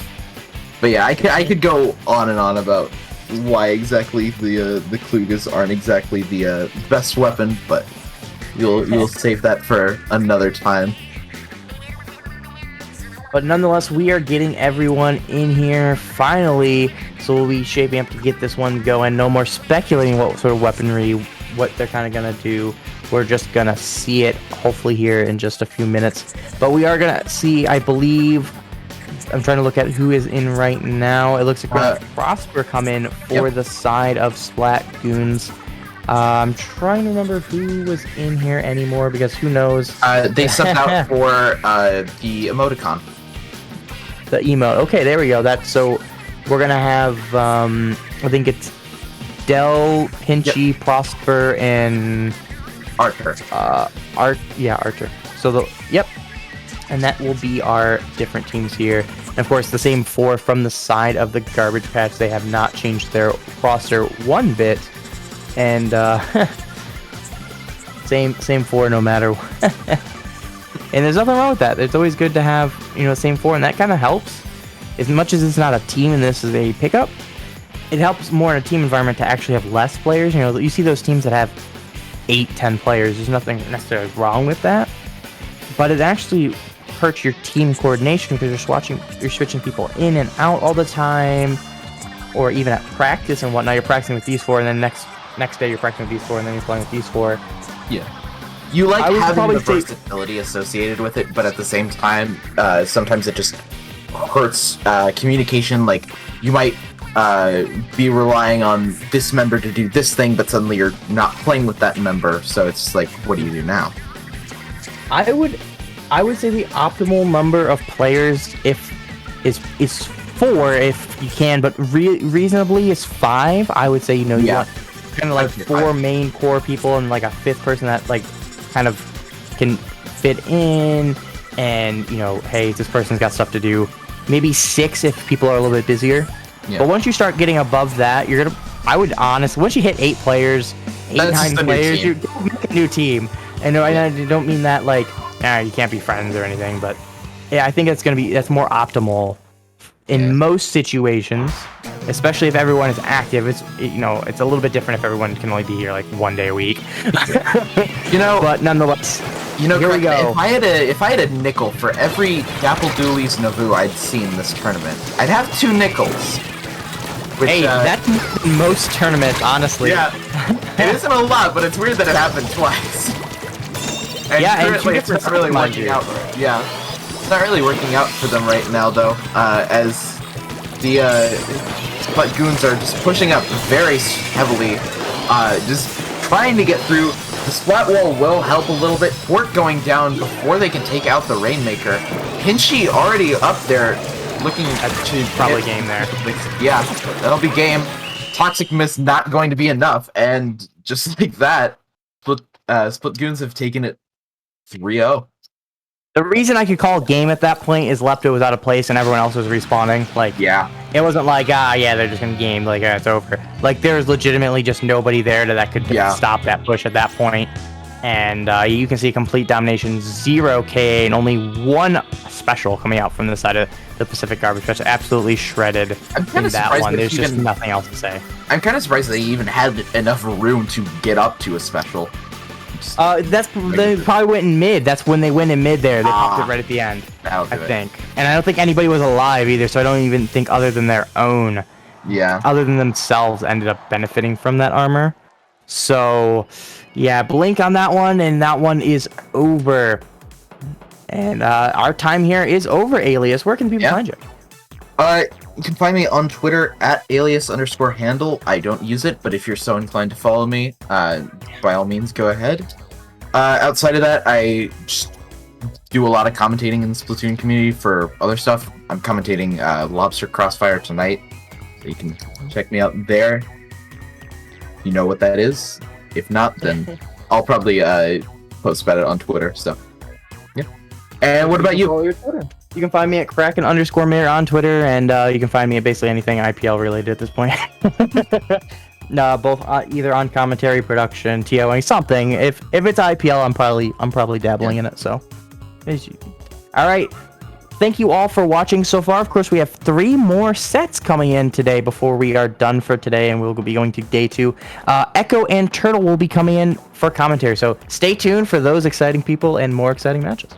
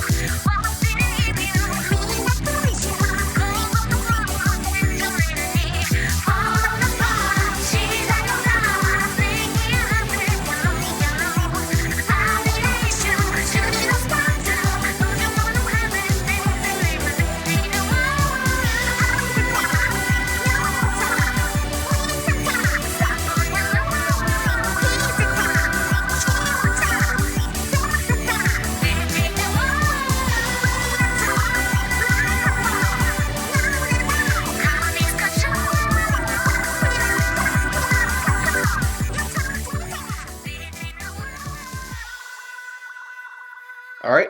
Hello, everyone. We are back here with Day 1 of Low Ink, May 2021. We are still in the Swiss stage, and we have 3 more rounds. And today, I'm Turtle, and I'm going to be joined by Echo here. Hello there. I am Echo, as Turtle just said, and yeah, this is Low Ink. You've all heard about Low Ink, low-level tournament, huge, just a huge gathering of all of the low-level skill that we see here in the Splatoon community. They're all rising up to the mid-level, so we're going to be seeing here a lot of interesting strategies from all of these teams to try to win these sets and be able to get into, hopefully, Day 2 of Top Cut. Yeah, like, one of my favorite things about watching low level is, like, they seem to run, like, a lot more unique strategies than, like, a lot of the higher level teams. So, the 2 teams we have played this set are Cephadants and Axolotl Army. Do you know anything about these players, Echo? I've heard a bit about Cephadants. I think the last time my team played in Low Ink, we actually played against them. So it was a pretty decent set. So I'm really looking forward to seeing what they can do here against Axolotl Army, which I haven't heard about. I think they might be a new team, but I might be wrong on that. Mm-hmm. I feel like Axolotl Army seems like kind of a pickup-y name, but they do have a team tag, so... Except for Pigeon mode, of course. Yeah. Alright, so we will be getting right into this on Splatgoonz Albacore. This map is a huge, expansive map, where if you're in disadvantage, it's very difficult to get back into mid, because it's just so huge of a map. You have to probably go in from the sides. We're seeing both teams here. We're seeing a great Firefin Charger from both sides, and an Imperry from the side of Cephadants. Yeah, I really like the pick of the CDS on the side of Cephadants and the K-Pro on the side of Axolotl Army, giving their team range. Ooh, 1 RA goes down for Cephadants. Right, we see that they have armor, but unfortunately those bombs just constantly being spammed by that junior. That was really well placement. And now we're seeing an armor come out just to capitalize on this 2-down situation that Axolotl Army was able to create. They're already in the opposing team spawn as we see the Firefin just trying to get special as fast as possible, trying to get any sort of advantage. We're seeing Cephadants using Ink Armor, using Inkjet and Suction Launcher against the missiles of the K-Shot, but unfortunately Cephadants... Well, yes, Cephadants was able to actually... Wait, they just capped when the CDS was the only one alive. That was really impressive. I don't know how they pulled that off, but good for them. However, Axolotl Army is still going to hold control mid. We see here the dualies going for the flank on the zone, able to get good trade, and that stops Axolotl Army from pushing back Cephadants a bit. And Zone is a neutral, and Cephadants is able to cap it. I don't know if they're going to be able to hold. Both teams fighting for mid right now. It doesn't seem like either of them have a clear advantage right now. We see a bomb launcher coming out from the side of Cephadants. Imperry goes down, however, so this might not be all that sustainable without that killing power. But as I say that, we're just seeing a lot of paint coming out from the CDS, from the junior, on this side of Cephadants, against this bomb launcher from Axolotl Army. Then there might be a bit of a contesting of zone here. Axolotl Army finally able to take it with the missiles, able to get 2, get 3. The charges last a lot, just having to back up on right side. That's giving Axolotl all the space. It's going to be really hard for Cephadants to take this back. Yeah, Axolotl Army, if they can charge specials here and get ready to counter the specials coming from Cephadants, they definitely can knock out in this step push. So we see Luck here popping armor. Their team's going to try to push in. The Emperor's flanking once again. Luck loses the fight to the K-Shot. Bomb Rush does come out, but it's a 2v4. Axolotl Army is going to try to paint over the Bomb Rush here. Zone is neutralized. It seems they are going to be able to hold. And they were able to use a really effective missiles and armor onto the zone, able to keep it just for a bit longer, but I think Axolotl Army might be still contesting the zone against Cephadants, who's just trying to get all they can to get in. That was a really nice pick from the pro onto the Imperry, but the bomb kills the junior. That's going to be the cap from Cephadants. That kill on the junior saved the game for them. Yeah, that was a really close 2v2, both in the zone. But unfortunately, with his teammate going down, the pro could not hold that alone, and Cephadants is going to stay in the game. However, they are 2 down, and Axolotl Army looks like they're going to get the zone again here. Oh, they do have the zone, actually. Excuse me. That was really unfortunate positioning from Cephadants. The Charger was alone in mid, not really supported by their team, so they were picked off. Followed by the Inkjet, which was just a bit too far ahead, being picked off by the Charger. Those 2 down situations will make it a bit harder for Cephadants to try and get specialists by the time they're able to push in. We see the armor coming out, and 2 down from the side of Axolotl Army. That's 1v1 against the K-Shot. CDS able to take that. Oracle played really well there. And now we're just seeing the Charger in mid getting rushed, and now it's on the side of Cephadants, trying to hold mid. What I really liked about that play was the Emperors has been going for like that same flank the whole game, but this time his teammate did a really good job supporting his push back in. And Cephadants not going to be able to hold it. Axolotl Army retakes the zone here. I feel like it might just be a matter of Cephadants is playing really solo on this map. We saw that Empire try to take a fight when they had almost no control or pain around them. And in Splatoons especially, you don't just need to go for zone, you need to go for space around it so that you're able to take it. But as we see here, Rid on Axolotl Army is already in the opposing side street. That's creating a lot of pressure on the side of Cephadants to try to get in against this Booyah, trying to outpaint it, but it won't be enough. We see the Junior still on zone, just trying all they can, and Axolotl Army was able to take that. Back to what I was saying, I feel like Cephadants was just playing a bit too solo. They were too spread out. We saw that Empire try to flank in alone on left a lot, and it just didn't work out since their team wasn't really with them. In Advantage, they tried to hold different areas from their teammates, but that just allowed Axolotl Army to single them out and then pick them off, then use that main advantage to recapture zone. Yeah, Axolotl Army did a really good job holding the key areas for that map. So, like, the bridges on the map, the zone, and they also did a really good job holding their specials to stop Cephadants pushing.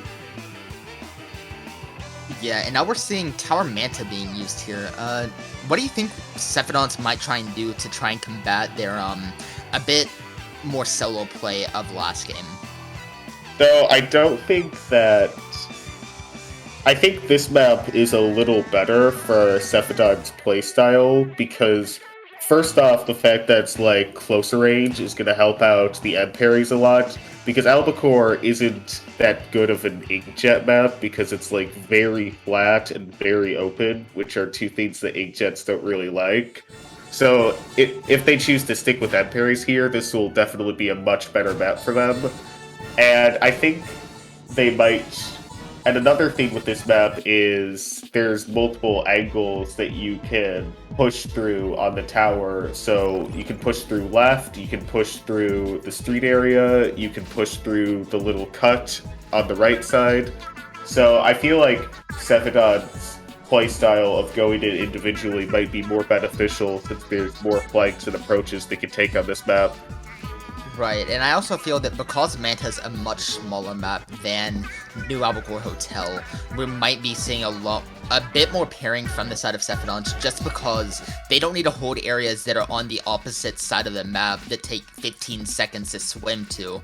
It's going to be a lot more condensed. Fights are going to be taken in approximately the same areas on like the opposing side street or on left side. So we might just see a lot more, a bit more straightforward coordination with that, trying to move the tower along the set path. Yeah, definitely. Also, another important thing to notice is I believe both teams have a sub coming in, so potentially maybe we can see different weapons from both sides to cover the unique aspects of TC Manta. So I'm thinking maybe we can see like Umbrella for riding the tower, maybe a Slosher for pressuring all of the ledges on this map, maybe a Kensa machine, which is really strong here. So we'll see how these teams change up their team comps with their subs. Right, I feel like that's definitely going to play a difference into how these teams are able to coordinate. I also feel that on the side of Cephadants, we saw almost constant flanks from the Emperors when trying to go in, and I feel like on Manta, the flank on right, like the right cut jumping over it, it's really fast to do, to execute, and it's potentially extremely rewarding if you're able to take control of the opposing side's bunker when they're least expecting it. So I feel like that might be what changes tide from neutral to advantage state for Cephadants at some point in the game. Yeah, what's really nice about that flank is as long as you can, like, cross the water, there's not really too many easy areas to punish the flanker, because they can always back to, like, that little pit area and, like, just watch people dropping off the wall if they want to, like, go even deeper. So it's really hard to get people out of that flank. So I definitely think Cephadants could utilize it very well with how they're playing. And I'm assuming Oracle's probably going to go for that flank, judging by the fact that they went for the same flank over and over again on Albacore. It seems that they have, like, flanks planned out for maps. Right, and especially on Manta, any flank that happens, it might be really important. Since, as we're seeing here, there's a double gal on the side of Axolotl Army. I don't know if that 96 will be able to do that much against a flank if it's, like, really caught off guard. And especially since, well, I think 3 of their weapons on the side of Axolotl Army are 2 shots, so that's going to have a lot of chip damage. Yeah, they have really good chip damage synergy, especially with the burst bombs on the Tri-Slosher, and also double splash wall on the side of Axolotl Army, so that could potentially shut down the Charger and K-Pro for Cephadants. Right, we saw the zap a bit too far up there. The splash on coming out from Loose on the 96 gal. We're seeing a lot more pressure coming out from the side of Axolotl Army with that man advantage. We see an armor being popped with the Splatling having a raid used at any moment. With the Vincunt and Inkjet coming out from the side of Cephadants. This is just really contesting of first checkpoint on the side of Axolotl Army. And unfortunately, the try was able to flank, getting a trade on the Imperia. I feel like that trade was important though. Yeah, I think that was a really good job trading by the Imperia defense, because usually when you're defending, trading is advantageous for you, because the attacking team always has to have one on the objective, so it's harder to push when it's just the objective and, like, who has to stick there and defend it to go wherever they want. So right here we see Luck try to hold right. Good job pushing off of the Ray, getting the pick. It's a 2v2 situation right now. Both teams do have respawns, though. Luck sharking behind the little block there. Ooh, fall off by the heavy. Able to punish the zap there. Yeah, that was really good pairing up by the side of the Grid. We saw them, the Splatling was just hoarding the zap in that same position, allowing Grid to get in position to fully punish it, and then being able to get another pick. We're seeing a flank coming out from the side of Oracle, unfortunately not able to do much. That's the 3v4 situation. We're seeing an armor and a Booyah Bomb coming out from the side of Axolotl Army. That's going to be a very difficult to deal with. We see the Pro and Charger going down. Only Luck on the far left side trying what they can to charge armor to be able to give their team some sort of advantageous state. But as they used it, their Imperies goes down. That's really unfortunate. It's going to be really difficult for them to hold this until Axolotl Army can maybe try to take this checkpoint. The armor for Cephadants is able to stop the push for now, though. Cephadants does have advantage here, 4v3 situation.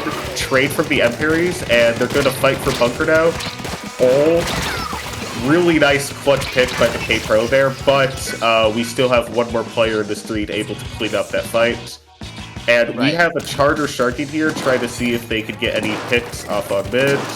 The walls, though, preventing them from getting good angles. Charger has to back up here. Yeah, this Charger does have Rays, so I feel like with Axolotl Armies, that was a really nice dive. With Axolotl's Armies, really aggressive playstyle, it's going to be important to have that Ray for defense. But I don't think it will even be needed right now, because now Cephadants is on the offensive, able to get 3 down, having to deal with this 96 behind them, but still able to take first checkpoint before it's able to do any real damage just yet. Yes, Cephadants does have a 3v4 here, now a 1v4, and no specials to push off of. I think they could have held the Inkjet for a lot later than neutral, because Inkjet is really good when pushing to, like, contest those high ground that really prevent the tower from moving forward. Armor comes out on the side of Axolotl Army, Booyah 2, and Stingray. These specials are trying to overwhelm Cephadants, and the Tri-Slosher in the lower right area trying to get that trade. Really good movement by the dualies, making it really hard for the Tri-Slosher to track them there. Yeah, and now we're seeing Oracle just take that and fully capitalize on that man advantage, able to get 3 delayed, while the last just has to back up right now. That Splatoon's probably going to try to charge rate do what it can, as well as the try, I think, on their straight. Yeah, that was a good carrying on the side of Cephadants. Now an Inkjet coming out on the street, able to get to, this is what Turtle was talking about earlier, with that Inkjet just helping out a lot on advantage state in those really tight corridors of Manta Maria. We're seeing Cephadants just try to take this full lead. Now a Bia Bomb coming out. Unfortunately, they did go 2 down. I don't know if they'll be able to take the lead here, but it is a 2v2 situation as the Tribe tries to go in, gets one, with the Gal going down. Unfortunately, they lose the lead, and the checkpoint is taken to Cephadants. Yeah, really good movement by the side of Cephadants, staying on that tower, dodging all of the shots coming at them, and they're still pushing a 4v2 situation. This could knock out. If they don't knock out, but this lead is going to be very hard to break, as Axolotl Army has to break 2 checkpoints in order to get the lead. Booyah kills the tower, so Cephadants is going to need to... Yeah, they just need to hold on to the tower, and they do. So Cephadants is able to take that game. Yeah, that was a really close game. I feel like it was just a matter of Cephadants, once they grabbed their footing, they were able to fully capitalize on any advantage that they had and just be able to snowball that into point. I feel like it was, once it got into, once second checkpoint was already taken by the side of Cephadants, it was really difficult for Axolotl Army to be able to retake that because, well, first of all, they were staggering. They were going in 1 by 1 into tower, and so it was a lot easier for Cephadants to deal with that than if they just said, okay, we've got to wait, we've got to paint up, get special, and then push out all at once. And also, if Axolotl Army was able to take tower back, not only would they have to paint mid and up front in front of tower, but they would have also had to deal with a Stingray, a Booyah Bomb, which are really crucial for being able to stop tower at crucial moments, such as overtime. Really good points on that game there. Right now, we are moving into Clamblitz on Piranha Pit. So this map is going to be kind of similar to Splatgoonz on Albacore in layout and the size of the map. It's like, once again, a very flat, very large map. So I'm wondering if Axolotl Army is going to play similarly to how they did on Albacore and take the game because of that. Right, I feel like this is a gigantic map, as you said, but also I feel like it also shares similarities with Tower Manta, where it's going to be about 3 minutes of neutral game, where neither team really has an advantage, and then it's just going to be one team able to snowball it through and then get over 40 points in a single push. And I feel like because of that, Cephadants' playstyle might be advantageous here, because they were able to hold somewhat on disadvantage in Manta, and then once they got advantage, they fully pushed it into what they would need here to be able to get clams into the baskets. It's on Clamblitz. It's a lot different than Tower Control or Splatgoonz, where you just need mid to start your push. You have to get mid, get clams, and then go into their basket to even hope to get a score on the board. Yeah, like, we definitely saw throughout those first 2 games, Cephadants would have, like, the stronger pushes of the 2 sides throughout the set, but Axolotl Army was really consistent at getting more pushes and holding neutral longer. So we're going to start here. Bamboo and CJet backliners change for both sides, and we also see the Dapple Dualies on the side of Cephadants and the Nautilus on the side of Axolotl Army. Right, I feel like the comp from Axolotl Army is a bit more conventional, as we really rarely see a Dapple coming out, and Pro is a bit more rare nowadays. But we're seeing a Booyah Bomb coming out from the Gal. Unfortunately, their Zap goes down really early. That might be really important, since that Junior's still charging up armor. Left side goes down with the ball. That's going to be really unfortunate. Buck trying to just get clams right now. I feel like Cephadants has most control of mid right now. They're just waiting for that armor, waiting for specials for their own side in order to be able to get a point. Do come out though, and that's gonna push. Oh, and it's neutral a bit, but did push Cephadants control back a little bit there, and the armor on the side of Axolotl Army could mean they push the bet further, but Cephadants does pop a Stingray to counter, and we do have an Inkjet held on the side of Axolotl Army. The Nautilus is just waiting for the right opportunity to use that. They do go down to the Dapples, though, try to rush for more picks. Oh, those dapples just went behind the team of Axolotl Army and was able to the rest of the team was able to just fully capitalize on that. The Pro being able to get 2, I believe, and that just gave them a lot of mid. Now, with Power Clam trying to contest the Clam Basket, we're seeing a missile coming out from Jello, trying to just stop this before the push happens, but they weren't quite successful with that as the Ray's coming out, keeping pressure up while the rest of the team gets more clams. Yes. Cephadants has a few more to stall it open. The Junior and all 4 go down on the side of Cephadants, so that's going to be the end of the push. But that first push is really important in Clam Blitz because it puts a lot of pressure on Axolotl Army to score now. So we're going to see what they do with that advantage now. Right, we're seeing they already have a Booyah Bomb and Inkjet in tow. They're likely just waiting for that Inzap's armor so that they're able to be a bit more, it's a bit easier to survive with that, able to take more fights than you normally would. And as we're seeing here, the Inkjet and Booyah Bomb are coming out instantly with that armor, followed by the Bamboo's missiles probably soon. The Dapples do go down as the Booyah Bomb from the Pro tries to come out. Cephadants doing everything they can to just slow this down, wait for that Ink Armor to run out. And I think the missiles are coming out really late into that push. I don't know if they'll be able to do that much here. Yeah, I feel like if the missiles were popped earlier with the other specials, it could have done more. And now, 3v3 situation, but Cephadants does have a Stingray just ending now. We're just going to see a mid-fight here.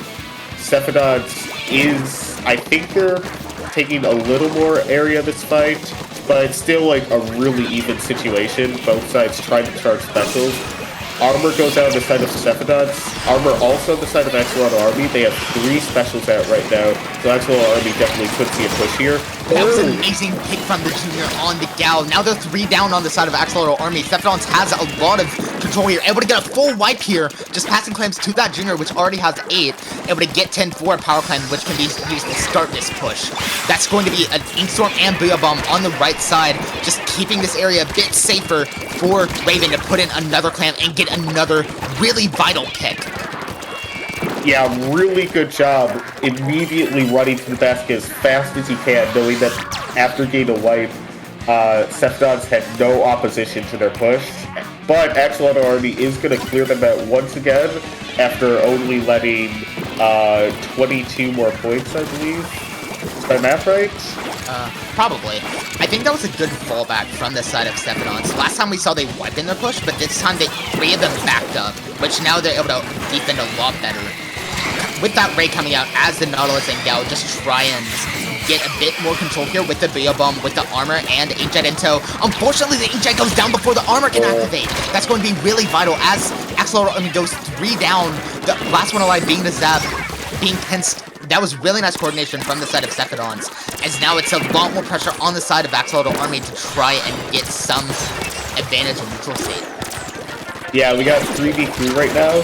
Oh, nice pick by the Nautilus, holding down mid. Nautilus is really good at holding areas because it's really hard to rush the Nautilus because of its really fast kill time. And it's going to be a 3v1 situation for Cephadants getting another push. They don't have too many more clams. They have a few, but I don't know if that's going to be able to prevent overtime. Axolotl Army does get 2 down. I think they're going to have an overtime chance. Oh, they don't. They didn't have a ball. That's why. Well, I think it might have been, if Clam Basket is open, then it usually gives it. I think someone might have still been there, as we see a lot of paint on the far right ramp. So I think that might have just been someone on Cephadants sharking, waiting out until the time hits 0, so they can throw in a clam to prevent overtime.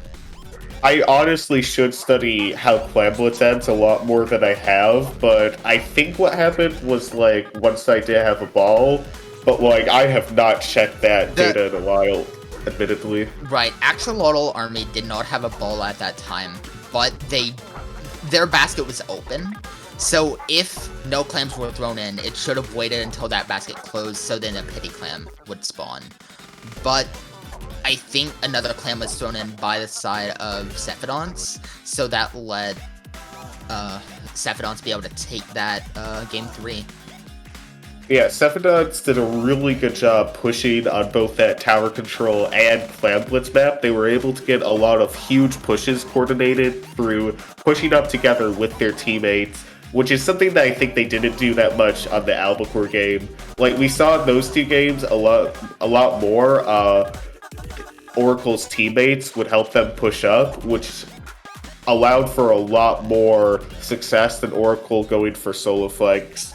So really good job by Cephadants pulling together the coordination for those two games. I feel like Albacore's a bit different when it comes to flanking or even getting back into mid, because there's that huge span of water in between your own street and mid, while on Piranha Pit it's a lot more you can just drop down from left or in mid. So it's a lot easier, it's a lot faster to capitalize on a teammate's flank, which doesn't take nearly as long. It's a lot closer to your team since you don't have to go all the way on left side. But I think that will be that for round 4. Next we're going to be having, well, round 5 will be happening shortly, but before that, I think we would like to talk about Inkling Performance Labs does have staff applications open. They are looking for additions to production and commentary as well as turning staff. So if you're interested in helping out, please just fill out a form at iplabs.inc/help us.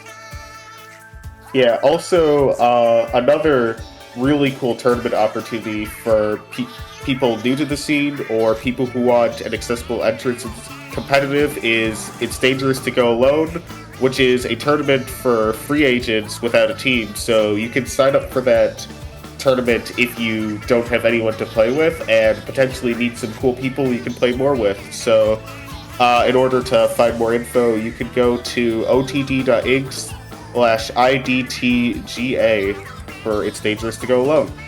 Right, and especially since so many teams in Ludi are just dropping like flies right now, there are probably a lot of free agents in the waters right now, so if you are one of those, then that might be the tourney for you.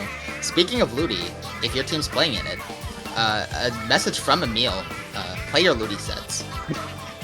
Yeah, I don't know how it's already week 6 in Ludi and so many teams just refuse to finish all their Ludi sets. So yeah, we're going to take a quick break here. We'll be right back with round 5, so stay tuned.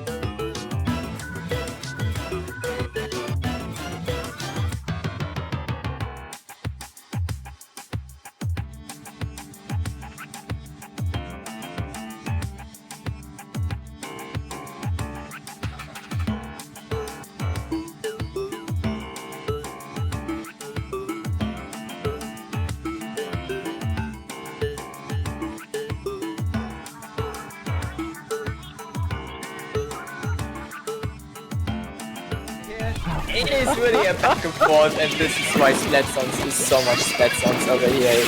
Although they got the cooldown points down though, so if they can uppercut the Kuya down, Here's another one! I mean, this is crazy! I'm Position to make this push. We do see 3 members of Twist and Tom on the left side trying to stop this tower from going in, but it looks like they're going to get pincered very, very soon. Here comes Tina with the brush. Kaiser trying to fight back, trying to get something. Tina does go down, but that Ant-Tip finally comes into play and gets Dan and Popgun. This looks like it's going to be the final checkpoint. Why? For Red Sun, and it could be the entire tournament right here if Twisted Time can't get back to the zone quickly enough. But here comes Eevee around the back door! Another hero play, but it's not enough! Red Sun has won! Low Ink! We're shoving 3 members of Dragon's Wave into the same area and not letting them go. Yeah, I would like to see that. Wait, What? I'm so confused right now. What in the world, dude? What is these this? teams together?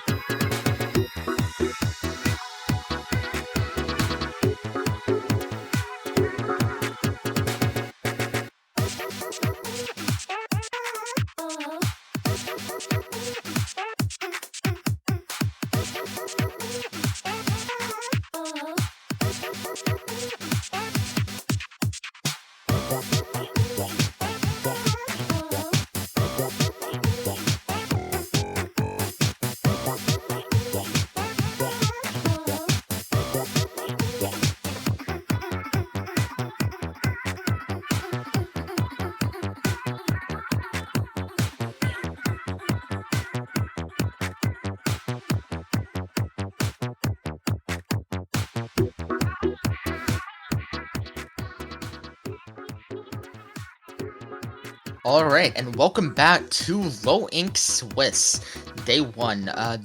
We're already getting into round 5 extremely soon. So, we'll be going with Inksurance Agency against Audentes. So, tell us about what you know about these teams, Turtle.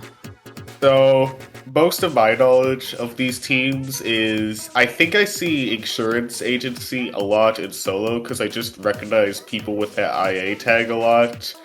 I have not heard of anyone on Audentes, but I'm sure, like, judging by the powers of Swiss matchmaking, giving, like, these two teams even matchups, it'll be a good set.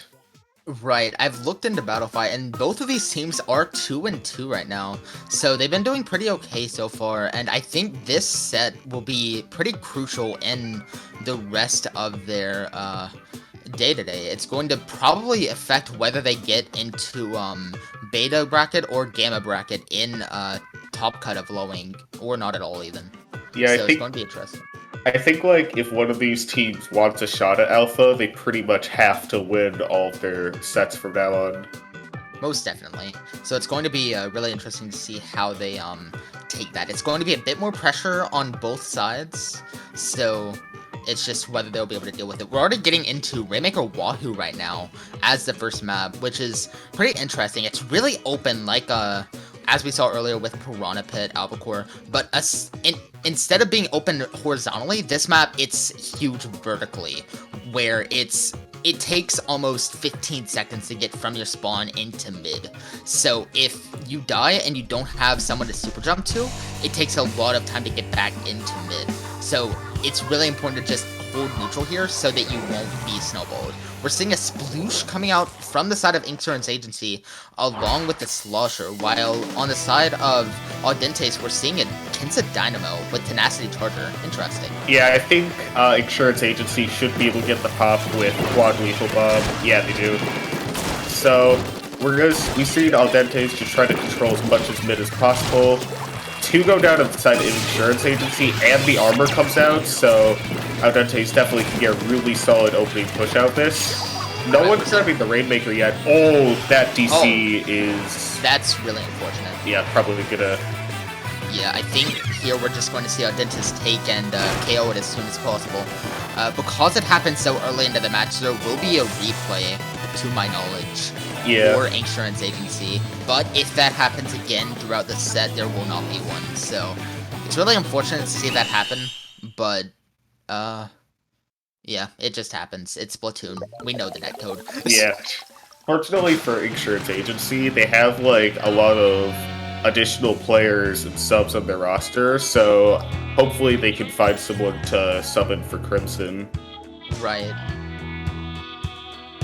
We saw there almost instantly Inksurance Agency was able to get the pop, but even with that, they still went 2 or 3 down here. I feel like that goes to show that on Wahoo, pop, it gives you a lot of mid control, but it's really hard to get into mid, so much so that I'd argue that pop isn't that valuable on this map, aside from paint. Yeah, I feel like usually what I like to do on this map is the weapons I play, I want to try to get, like, as much map control as possible. So I usually go right, because that's the fastest way to get to mid on this map, and I just see if I can, like, pressure mid off of that. So, like, pop doesn't really matter for my strategy, because, like, it'll be easily popped by the time I get there. So, I'm wondering if, like, these teams, like, on the run back will send, like, anyone just rushing right mid here. Right, we might also see maybe a flank on the area called Carousel on Wahoo. It's the huge expanse under mid, where it's like it kind of surrounds it, and they're rotating tiles which you can swim up to jump over to mid. So I feel like that might be another interesting way for them to try and combat this really openness, but also the relatively closed off area of mid on this map. Yeah, what's interesting about this map is, like, well, it's, like, really open with, like, mid and the kind of areas beyond mid and leading to mid. There's, like, also a lot of, like, really important, more closed-off areas, such as, like, as you're the pushing team, like, that left little a curved area. We usually call it an elbow as comp players. That like is really closed, and like weapons that thrive in those areas, such as like sloshers, can do really good job pressuring from that low ground in those areas. Right, and I feel like especially on Rainmaker, it's going to be crucial to hold either that area, because the Rainmaker can just swim up to that and then start walking on the slick area, or uninkable surface, or we might see the teams, which I think might be more likely with a sploosh, go around the far side of the left, where it's like a lot more difficult for an opposing team to shoot, since they'd have to be... Well, there's that huge platform with the ink rail, which blocks a lot of their shots. I don't know if Inksurance Agency is going to be able to stick with the sploosh, because their sploosh player might not be able to get back into the room. But if they do stick with the sploosh, I definitely think it's a very strong option for Rainmaker, because it's one of the best popping weapons in the game, with both a lethal bomb and a really high damage per second main weapon. So I definitely think that I think that Audentes has to stick with the comp they ran before the disconnection. Is that correct? I believe so, and I think that aside from the sub, all of Inksurance Agency has to say the same as well. So we're probably going to be seeing more of the same, except for that last player of Inksurance Agency, unless we see the sploosh coming back. Yeah, like knowing that the teams are going to have to mostly stick with the comps they ran before, Inksurance Agency is going to have a lot more popping power with their comp, which could really help for preventing the other team from playing off of a Rainmaker that goes down, and allow their team to do more after the Rainmaker goes down. Right, I feel like for Inksurance Agency, it's going to be pretty crucial for them to be able to get rid of both the Dynamo and the Charger on the side of Audentes, since they're both really, well, they're defensive weapons, and they're able to just hold a lot of area, hold a lot of pressure, while being fairly far back. So without them being down, they're just going to be able to hold areas that the Rainmaker can't swim through, and be able to hopefully pick off them and more members of Inksurance Agency. Yeah, also another interesting thing I realized for Rainmaker, like, I don't think either side had a Stingray as far as I remember, because, is that right? I think one of them used the Charger, so I feel like they had at least one ray. No, I know Audentes had a Firefin Charger as theirs. Oh, then there was no ray on either side in that case. Yeah, it's really interesting to see both teams choose a comp with no Stingray, since, like, usually Stingray, and specifically the Custom Jet Sculpture, has become, like, a staple of Rainmaker, because Stingray is really good for being able to stop Rainmaker pushes, since it's pretty easy to see Rainmaker, because it, like, shows it on your screen if, like, the Rainmaker is standing. Right, and also, usually on, like, tower control, we see the first thing after someone pops Ray, your team pops armor, so you have a bit more health to deal with that Stingray. But with the Rainmaker, while you're holding it, you do not get ink armor, so that's really important if you're using Ray. But neither of these teams are, so it's going to be interesting to see how they try and defend and even push without a Ray on either side. Yeah, Crimson was able to get back in the lobby. Hopefully his net is able to work for this game. As I said before, no Stingray on either side, and all of Inksurance Agency is going for that right side, getting the early pop. They're not going to push into mid too hard. Actually, as soon as I say that, they're starting to take it. Early advantage for Inksurance Agency, and the armor coming out for the situation. This is a much different start for Inksurance Agency than they had last game. They immediately took mid and started taking left side, so that Rainmaker is going to be able to try and go up. The Junior's trying to take plat here. I don't know what they're going to be able to do with that position, though. We're seeing a hammer come out with the Rainmaker. That was really nice pairing up. And now we're just going to see a lot of points try to be taken. But that Dynamo's up above, trying to Brio Bomb, trying to just do damage control right now, as that Rainmaker just tries to stay back, staying alive. They still have, well, they have 3 members of the team. Unfortunately, the Rainmaker and another goes down, so we're going to probably see Audentes take a lot more of their board. Yeah, I think like that defense by Audentes shows like what their comp is going to be really good for on Rainmaker. Holding those key areas like that block up there the Dynamo was just spamming shots from that make it really hard for Inksurance Agency to push from. So we're going to see what they can do on pushing though, because their comp is going to be a bit weaker for pushing with both Charger and Dynamo.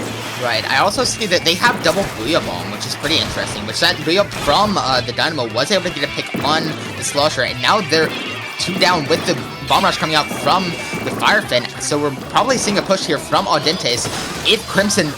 Alright, Crimson went down before able to finish that flank. That is pretty unfortunate, but Inksurance Agency still has time here. They need to just stay calm, stay passive. They're probably going to lose lead here, but they just need to do damage control right now, and we get a push to 25. Yeah, really good job by the Dynamo there. Seeing the opportunity to just push up because it was only the Junior there, and Junior is a great weapon at killing things, so the Rainmaker could just sneak past that area. Unfortunately, it also used armor while the Rainmaker was swimming past, so it couldn't really fire any shots in that stance. Yeah, that was really unfortunate timing. There's not much you can do about that, unfortunately. We're seeing a pro in mid here. We're seeing a contesting of pop here, but with those 4 bombs, I don't think they're going to be getting that pop over Inksurance Agency. Unfortunately, the pro went down because of that.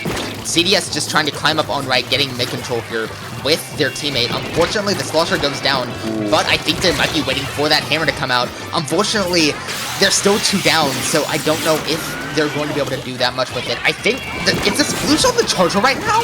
There's a hammer coming out from it. It was able to get the Dynamo as well before finally going down to the Junior. Yeah, unfortunately for the Sploosh, they haven't been able to get too many opportunities to get anything more than a trade with their hammer so far, because Audentes has done a really good job calling out that hammer and making sure that they shoot the hammer as a team so they can't get more than a trade off on them.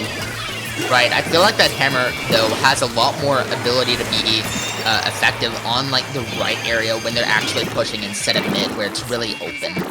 But we're seeing a pop here from the side of Inksurance Agency. Asian is a bit alone from their team, being pinched by the Dynamo, trying to jump out, not able to do it. But Audentes is 2 down now, with a Booyah Bomb still in tow, though, so it's 2v2. I don't think... Yeah, there's just going to be a relative reset of Rainmaker right now. Yeah, Inksurance Agency is being patient. They didn't need to take that Rainmaker down. They still have another minute to get their specials together and get ready to push here. They do have a bomb rush and are close to a hammer. However, the CDS does die to a bomb there, so it's going to be a bit difficult to get out neutral here. Right. Oh, 2 down on the side of bit of time before that CDS can come up, but somehow Inksurance Agency was still able to get a 2v3 situation here. Unfortunately, the Dynamo was able to get 2. That was really nice work from the side of Audentes. Now going to be able to pop Rain without that 5 bomb potential from Inksurance Agency. Now just keeping Rain on that slick area, taking it now, just to try and get a bit more pressure on the side of Inksurance Agency, not letting them pick it up at all. Yeah, really good job by the Dynamo getting that super clutch play. They pretty much needed that in order to prevent Inksurance Agency from scoring. Rainmaker, it seemed like they were going to try to camp it for a bit, but they realized that their penalty would be too great to just camp in their base. So it's a 3v3 right now. Audentes just has to play passive, get their specials, and get ready to fight Rainmaker. Dynamo's doing that now, farming bomb rush. Armor does come out on the side of Inksurance Agency. It's a 2v4 right now. Right. The Dynamo's kind of stuck alone. Yeah, Rainmaker's in carousel right now. It took a bit of time for them to get out of that, but now I don't think many people are watching right now. Unfortunately, it is last alive, so it does go down to a really well-timed pinch from the Junior and Pro on the side of Audentes, taking game 1. Yeah, that final push was really unfortunate for Inksurance Agency because they had a 4v2 advantage, but unfortunately they weren't able to clutch out the cleanup on the fight, and they went down in the end there. But overall, still a really close game, and ultimately, like, both teams, I'd say both teams played equally as strong. It was just Audentes able to, like, seize one opportunity that Inksurance Agency didn't that led to them winning that game. Right. I feel like, especially on Wahoo World, it was really difficult for Inksurance Agency without anything past the range of a CDS to be able to deal with that Dynamo, to deal with that Charger, since they didn't have anything that was really that ranged. All they had for killing power really was that Sploosh, that Stamp, with the help of their teammates. But there wasn't anything like missiles that could really move the Charger or the Dynamo to a place where they would be more easily picked off, or at least made, basically made useless until they got a better push in. Yeah, I definitely agree. Like, one of the things that, like, counters Dynamo the best that Inksurance Agency had none of is backlines. So, like, Stingray weapons, Chargers, Splat lanes, and Inksurance Agency, the only thing they could really use to pressure the Dynamo were their bombs, but they didn't utilize them as much as they could have to pressure them. So the Dynamo was able to capitalize off of that and have a really good game there. Right, it was really difficult also to just try and get bombs in the right places. Since Wahoo World is just so big, I think the Junior was pretty crucial on the side of Audentes, just keeping that paint down so the Dynamo was able to move around, to be able to just hold certain areas and be able to reflexively move away from bombs. But we're seeing here with Inkblood zones, it might be a bit more different for the side of Insurance Agent, well, for both teams on disadvantage, which is a lot more difficult to get out of on this map, I feel. Yeah, I feel like since on Inkbot, instead of like, since the highest ground is at the spawns, it might be a lot more difficult for the Dynamo to hold on lockout here, and Dynamo generally is not great on retakes. So we'll see what they can do here. Expo does come out, and Audentes is going to stick with the Dynamo. I really like the Expo pick on the side of Insurance Agency, because that provides like a lot of backline pressure to the Dynamo that they didn't have before. I feel like it also gives a lot of chip damage, because we see that L3, we see that Splash, weapons that take 4 shots to kill and also have a Burst Bomb. Unfortunately, we're seeing them a bit solo, going down 1 by 1, so we're going to see Audentes taking control here at the start of the game now. Yeah, Insurance Agency does pop an armor though, and this should allow them to get the zone back, but before we do, yeah, it does. Yeah, we see that Expo still has a baller, probably going to save it. Just lobbing shots where their teammates are, that's really good coordination. Oh. Just dodging that Charger shot. Yeah. Quad special for Insurance Agency right now. Armor goes out a little early. They do get 2 off the armor. They're only popping 2 specials. Really good decision by Insurance Agency to save at least one of their specials for later. We're just seeing this. Right now, we're just seeing the strength of this chip damage comp. We're not even seeing anyone on Insurance Agency go on their plat. We're just seeing them lob burst bombs, lob X-Blosher shots, and they're already able to get so many crucial picks. This is really good coordination from the side of Insurance Agency. Yeah, right there, Crimson showed a really good example of how X-Blosher can do a really good job coordinating with other weapons damage, but oh, Insurance Agency still able to hold on to the zone. A 4v3 situation here. Could they knock out? They are going to knock out. Wow. That was just a matter of, they saw that Dynamo in game 1. They couldn't do much with it with Splat Bomb, so they thought, well, that takes a bit of time to activate. Let's just use Burst Bomb Blaster, which hit as soon as they hit the ground. And I think that just, they were a lot more comfortable with that, able to keep that bomb pressure still a bit from the Junior, but overall just being able to keep a lot of chip damage on that Charger, on that Dynamo, not letting them move to positions they will be more comfortable in.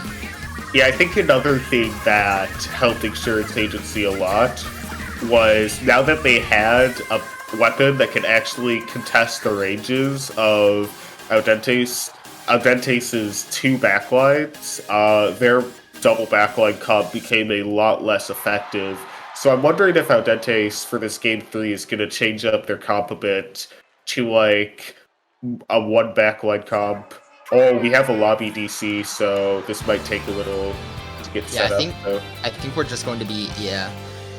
That was really unfortunate, but I feel like on the side of Audentes, right, they did have a Dynamo and Charger. They used Fire Fin for both Raymaker and Splat Zones. They didn't use Ray, which I feel was pretty interesting on Raymaker, but Tower Sturgeon, I feel like Bomb Rushes are just a bit too awkward to use there in disadvantage. It's like very difficult to get unless it's on like second checkpoint, at least in my experience, it's hard to get bombs just in the right position to be able to clear out an area. So we might not even be seeing a fire thing here. Yeah, I'm gonna assume the reason that the Charger went with Suction Bomb Rush on Rainmaker is because they might not be comfortable enough with Ray to use it. So I still feel like Fire Fin is a really strong alternative to Stingray Charger. And another really good thing about this map for Audentes is Dynamo is super strong on this map because there's a ton of high ground areas that the weapon is really good on. Like, especially the bridge that can like go up and down on this map. Dynamo can watch all of mid from that area and like clear it out in one flick.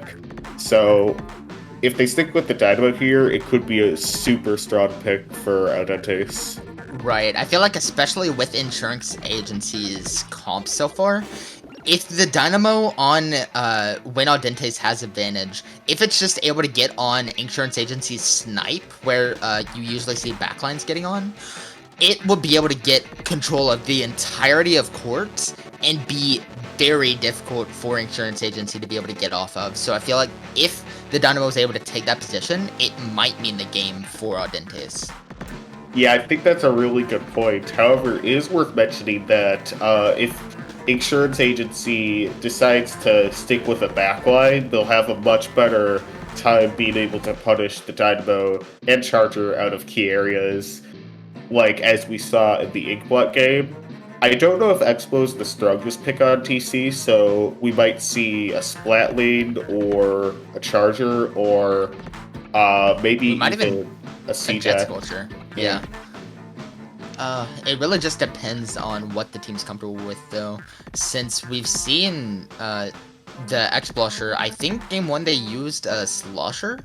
I could be wrong on that, though. The Explo, if I'm correct, they went Sploosh game 1. Okay. Wow, that's very polarizing. I don't think that's shocking, though, because I know, like, a lot of backline players pocket Sploosh for Rainmaker. Like, I think for a long time, at least, I don't know if he still does it, Brian would switch off Charger to go for Sploosh on Rainmaker. Right, I have noticed that. I don't know why, but it still just pikes my interest when someone goes from one of the longest range weapons in the game to just a Sploosh 7, which is the opposite of that. Yeah, but I think, like... it can still work, though. So it's whatever just the team's comfortable with, how their weapons synergize, and how they're able to coordinate with each other. And I feel like especially on Tower Surgeon, that's going to be really crucial, since there are a lot of different ways that you can get separated on this map, on both advantage and disadvantage. So if a team's just able to keep control in a certain area, it might be crucial. Yeah, once again, referencing the double backline comp on Audentes, their weapons would be really good at watching a large area of the map, because Charger has a ton of range that can just, like, make sure that can just punish people if they get into its shot area, or its range. And Dynamo also has a lot of range that can do the same, so Insurance Agency might have a very hard time getting around the map if Audentes decides to stick with the comp they've been using for these first 2 games. Right, but we might also see just a lot more of like the L3 splash from last game, where they were just able to get a lot of paint very quickly. So I feel like if that comes out again, then once they're able to just back up the Dynamo with something like Burst Bombs or Splat Bombs, or even an X-Blusher or other backline, then they'll be able to use that fully to take control. Yeah, we're gonna get started. The Grim Range Blaster on the side of Insurance Agency, I was completely not expecting that. Audentes is going to stick with double backline, and Insurance Agency is also going to stick with having the backline, but Grim is probably the most interesting pick I see right now. It's a weapon that honestly doesn't get much use in comp, but I think it's like a really fun weapon to play, and it could help Insurance Agency a lot with chip damage. I feel like it'll especially help them against this Dynamo, which is already in mid right now.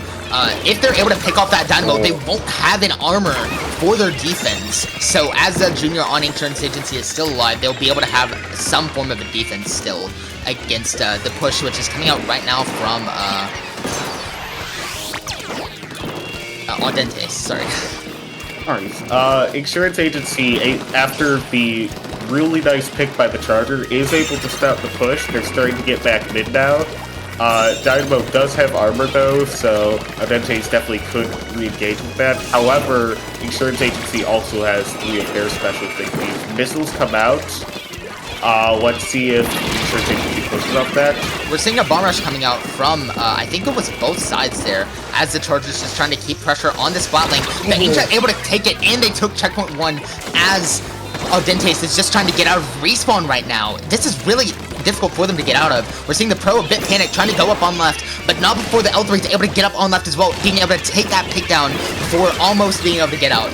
We see the second checkpoint taken by that Charger, which is still on tower somehow.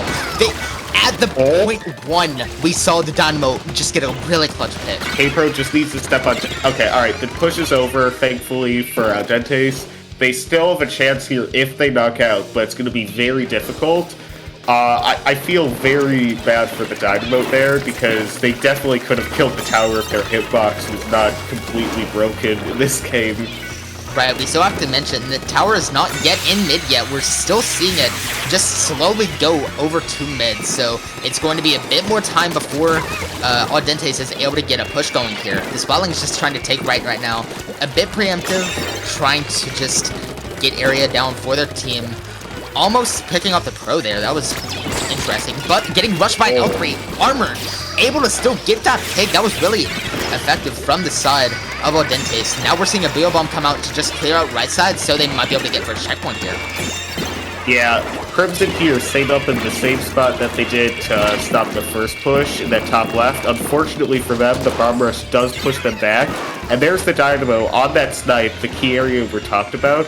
I believe they had to back up a little though, so Bomb Rush coming out from Crimson that should be able to stop the push now as Audentes goes 2 down. We saw there on Inksurance Agency's defense, unlike Audentes, they knew that they had time. They already pushed to 1, so that was a nice pick from Crimson. Yeah, really good read. They were just able to say, okay, we have time here, let's wait for the Fire Fin to get special, let's push out with that. And that's exactly what they did, and they executed it fairly well. Yeah, so Inksurance Agency's L3 here, set up in a position to Inkjet top right. They're going to go for that now. Armor comes out. Armor Inkjet is a really good combination because it helps stop Inkjet's biggest weakness of being easy to kill, and they get a wipe off of that really nice coordination with Armor Inkjet. Inksurance Agency could knock out here since they got both of the checkpoints down. Right, it's going to be really difficult for the side of Audentes to be able to defend here, because while they have 3 full stops in specials, they have none of them charged as they just wiped, and so that's going to be Audentes taking this game. I feel like the Grim range pick here really helped them out, because not only did the range, it was able to contest the range of the Dynamo and deal chip damage to it with both the main weapon and burst bomb. It was also able to get missiles at crucial times on the heavy and on the Dynamo, which were able to just turn the tide of battle. Yeah, I also really liked the pick of Charger from the Inksurance Agency. Crimson was able to get a ton of really nice picks on that team, and also, once again, talking about matchups versus double backline, Charter has like a completely winning matchup versus Heavy and Dynamo, so I really like the Charger pick, and yeah, Crimson really did a good job with Charger there. Right, and that will be round 5 here. We're seeing Inksurance Agency, they did get their 3rd win there, so we might be seeing them in top cut if the gods of opponent win percentage are in their favor and they win their 6 hits. Or they'll probably be in either Gamma or Beta bracket regardless tomorrow, so check out for them in bracket. And overall, we will be seeing the final round very soon, so stay tuned for that. Yeah, we'll be right back. Stay tuned.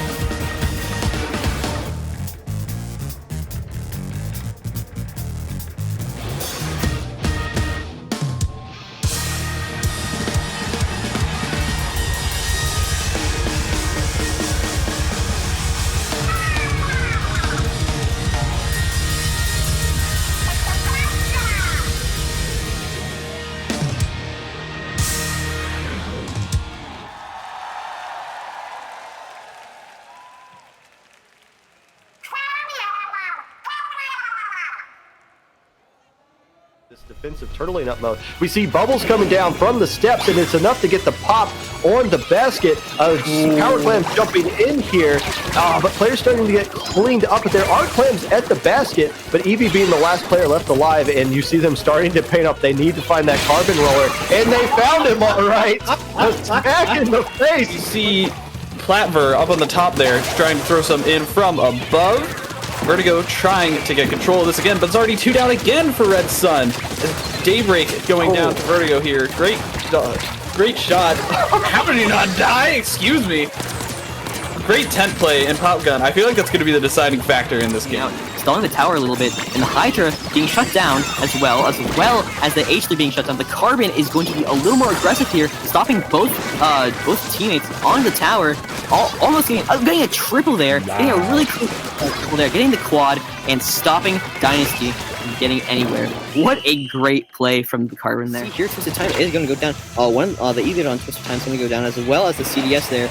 It's going to be opting for hopefully a solid push here as the Clam jumps in to score. They have a bunch of Clams in order to make this retaliating push super big. Yeah, Dynasty Dragon's positioning here was amazing. They were able to clear this out enough to get the jumps in.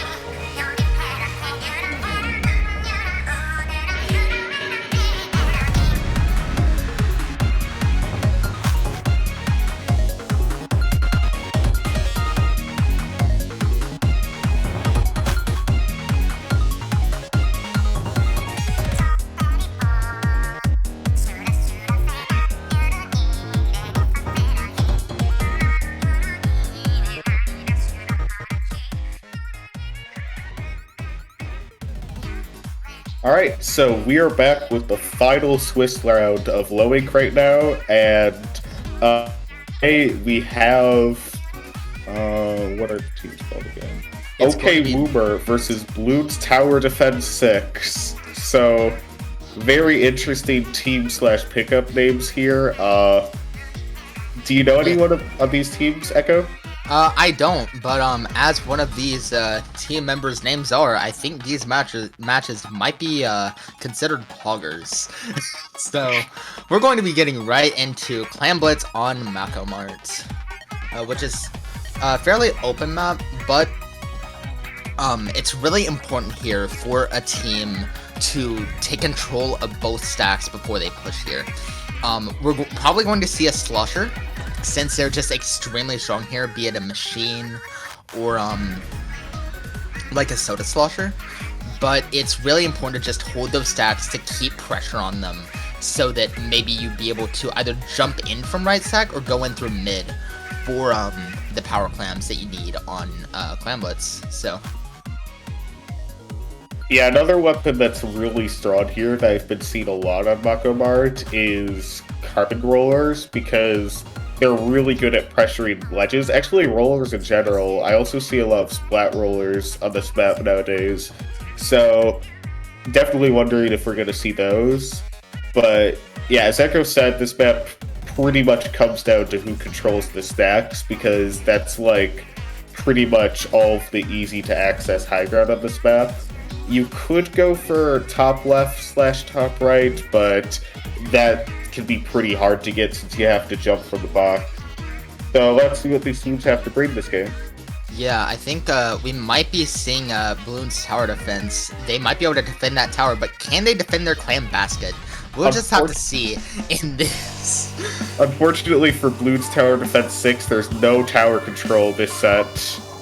We're seeing a try coming out and an E leader, which is really interesting, with a V Pro on side of green. Yeah, E-Liter scope on Clan Blitz is a pretty uncommon pick. Like, usually E-Liter is typically only seen on zones nowadays, but I definitely think if this starter can hit shots, they can get, like, a lot of game impact here. Right, we're seeing a lot of pressure coming out from this E-Leader against the Splatling on this side of OK Woomer's stack. Now we're seeing a lot of tower defense all on left stack. I don't know if tower defense will be able to fully punish that, as we see Eris get a really nice pick on the Splatling. Now a delayed wipe. They just really need to get clams right now so that Blue Tower Defense 6 can get this power clam in. We're seeing that happen right now. Yeah, really good job. Just holding the stack by Blue Tower Defense, not playing too aggro, just waiting for their opportunity to come, and it came in the form of a Charter Game Snipe. Blue Tower Defense not going to be able to keep up the push, though. They lost mid and went multiple down, so they're just going to try to hold wherever they can. We see the Tri-Slosh here in the K-Pro trying to hold around the stack area, but mid is neutral now, so we'll see if OK Woomer is able to get counter push. That was a really nice pick on Let's for OK Woomer. They got a pick while the opponent was armored and they weren't. We're seeing another pick from Liam here on the Tri-Slosher, which was just a bit overextended, followed by the N-Zap. So I don't know if this push is...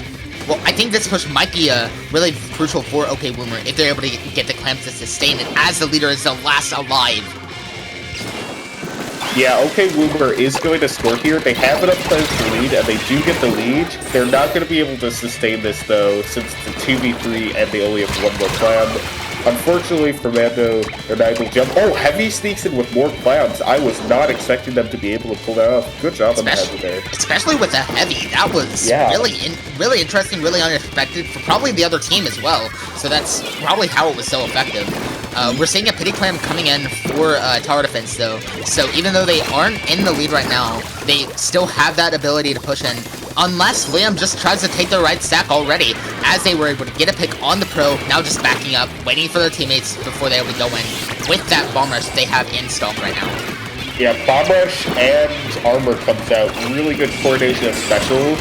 Blue Tower Defense gets a pick with bomb rush, and they should be able to get stack control soon off of the specials.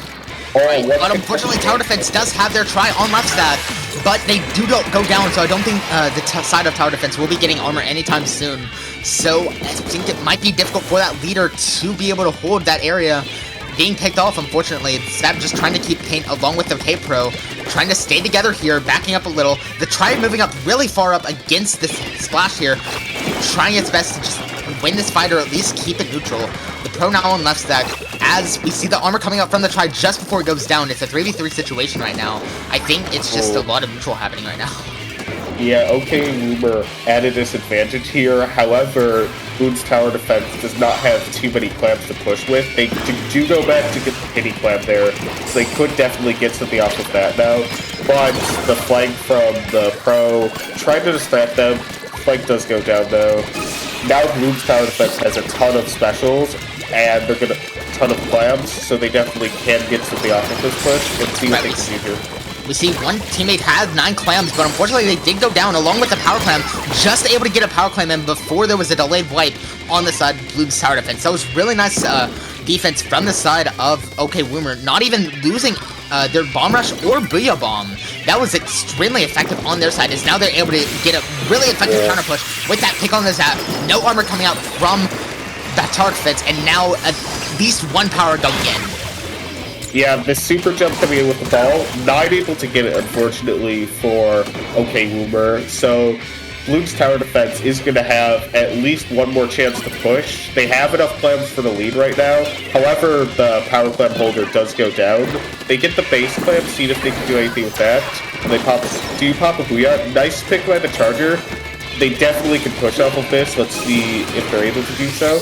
Right, I feel like overall it's been a game of just trying to deal with a lot of pressure on the side of tower defense, as they've known they haven't had the lead for all this time, so they're just trying to go in right now with this leader, with this other power clam.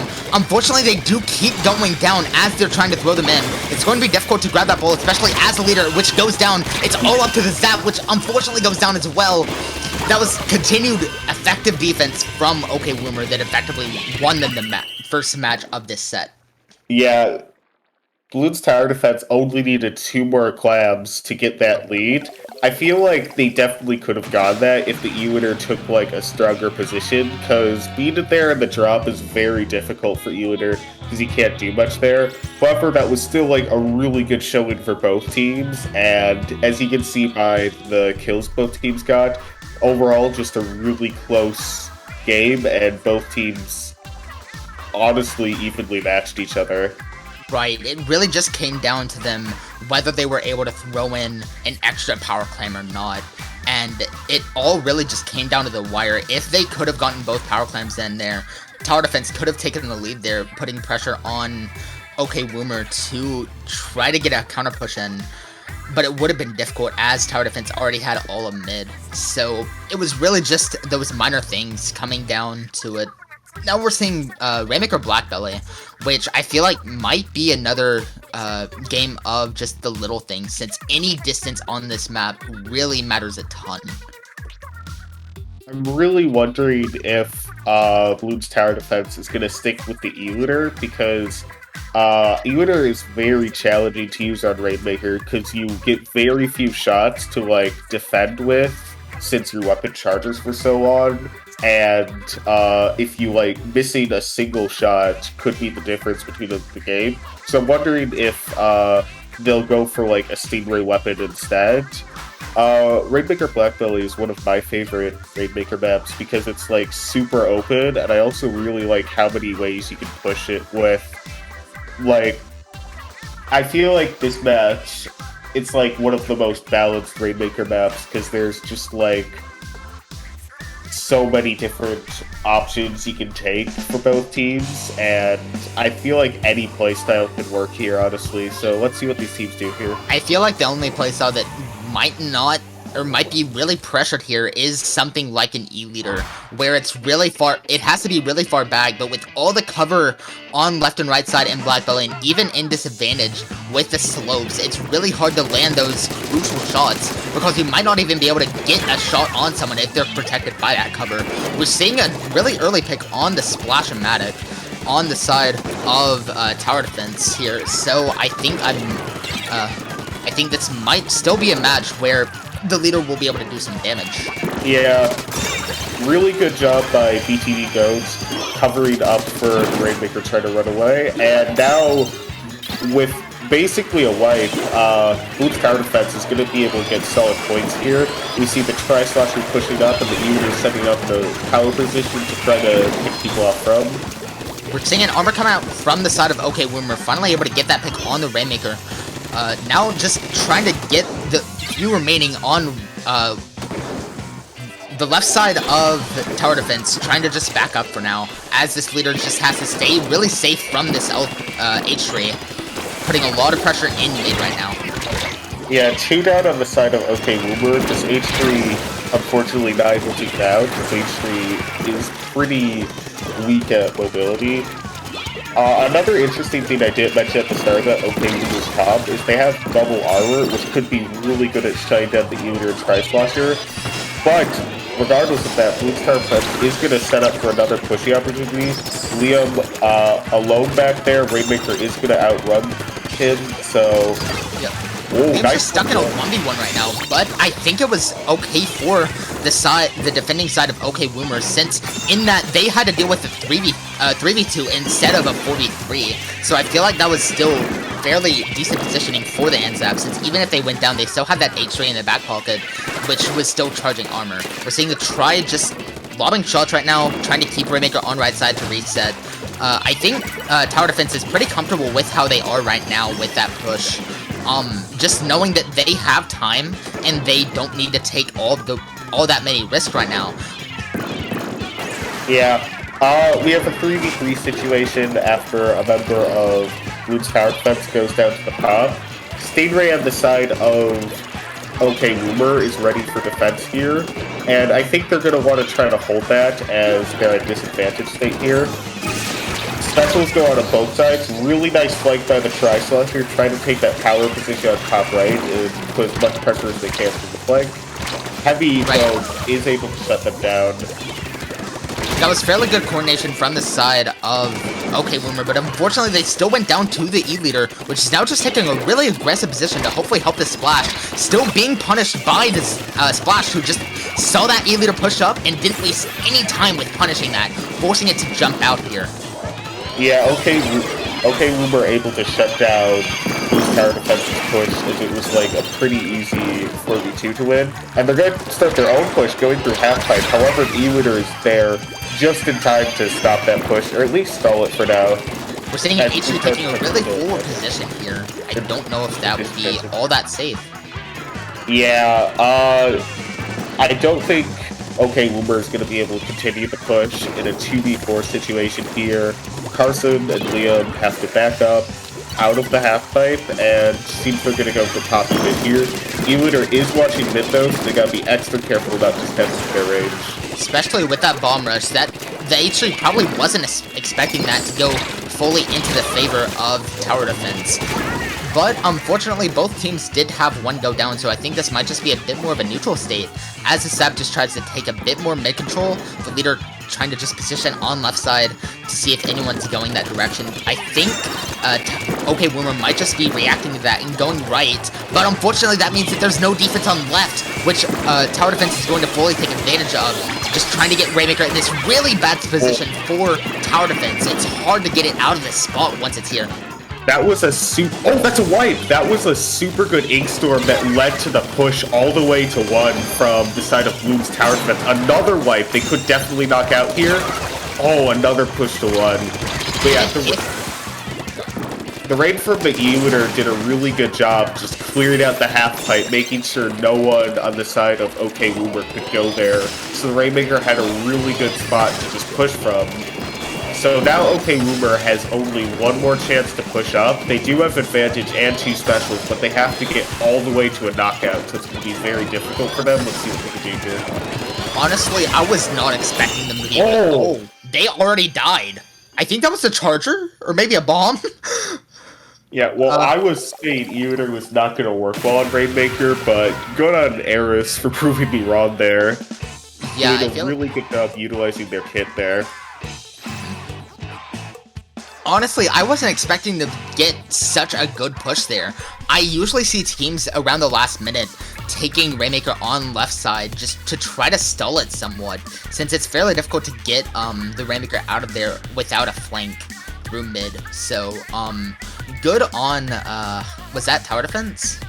Yeah, tower defense with that. Right. They did really well in just capitalizing fully on the specials that they had to make pushes, especially with that rain, as Turtle elaborated on. And now we're seeing Zones Gobi as the game 3. All comes down to this. I feel like Leader would be a strong pick here, relatively. Yeah, this is by far the best leader map in the set. I think, like, another really interesting thing to keep in mind here is this map, mid is, like, really low compared to, like, the rest of maps in this game. So weapons that can do a good job either pressuring high ground, so weapons like sloshers, or weapons that can do a really good job pressuring from the high ground, so weapons like, as we said, E-Liter and Dynamo could be really strong here. So I'm wondering if these teams will change up their comp. I think both teams' comps should be fine here. Like, this map doesn't require significant change for them. Right, they both played really paint-focused comps. I think both of them brought a splash last game, yeah, where it doesn't have a bomb. So if they're comfortable with that on Rainmaker Blackbelly, I feel like they're going to be really comfortable with splash within Zep on Zones Gobi, where it's just really paint-focused. Bomb Rush is almost a necessity here, since it's just so good at capping zone. Only 2 bombs really are needed to just contest it. So it'll be interesting to see what comps they each bring, regardless. Yeah, another nice thing about Bomb Rush here is you can use it from bunker safe. Carbon coming down the side of Bloons tower defense. That's, like, honestly a pick I was not expecting, but I think it's really good here for pressuring the ledge. And we see that OK Woomer is going to stick with double armor once again here. I feel like the OK Woomer slightly outpaints tower defense here, but I don't know if they'll still be able to counter the aggression of that Carbon. Thankfully, with that armor, that Splatling was able to stay alive against it and get that pick. That was really important. I think the rest of tower defense is just going to stay a bit more passive here, wait it out, get their specials. They already have Bomb Rush and armor, so they might be able to push out with that after the Bomb Rush and armor of OK Woomer goes down as well. Really good flank by the Splash, coming all the way behind OK Woomer into their base and bomb rushing from there, getting the really sneaky cap. And now we see Liam on the side of OK Woomer trying to do the exact same as the other Splash. I knew this map was fairly flank heavy, but I did not expect the Splashes to be flanking out of anyone, especially with that Carbon, just really able to basically be undetected until it's already in the face of the opponent. We're seeing it already taking a flank on the heavy, which I don't think we'll notice it unless it moves back to mid here, so that'll be interesting to see if it plays out. Yeah, Heavy is going to booyah, and OK Woomer is going to get the cap here.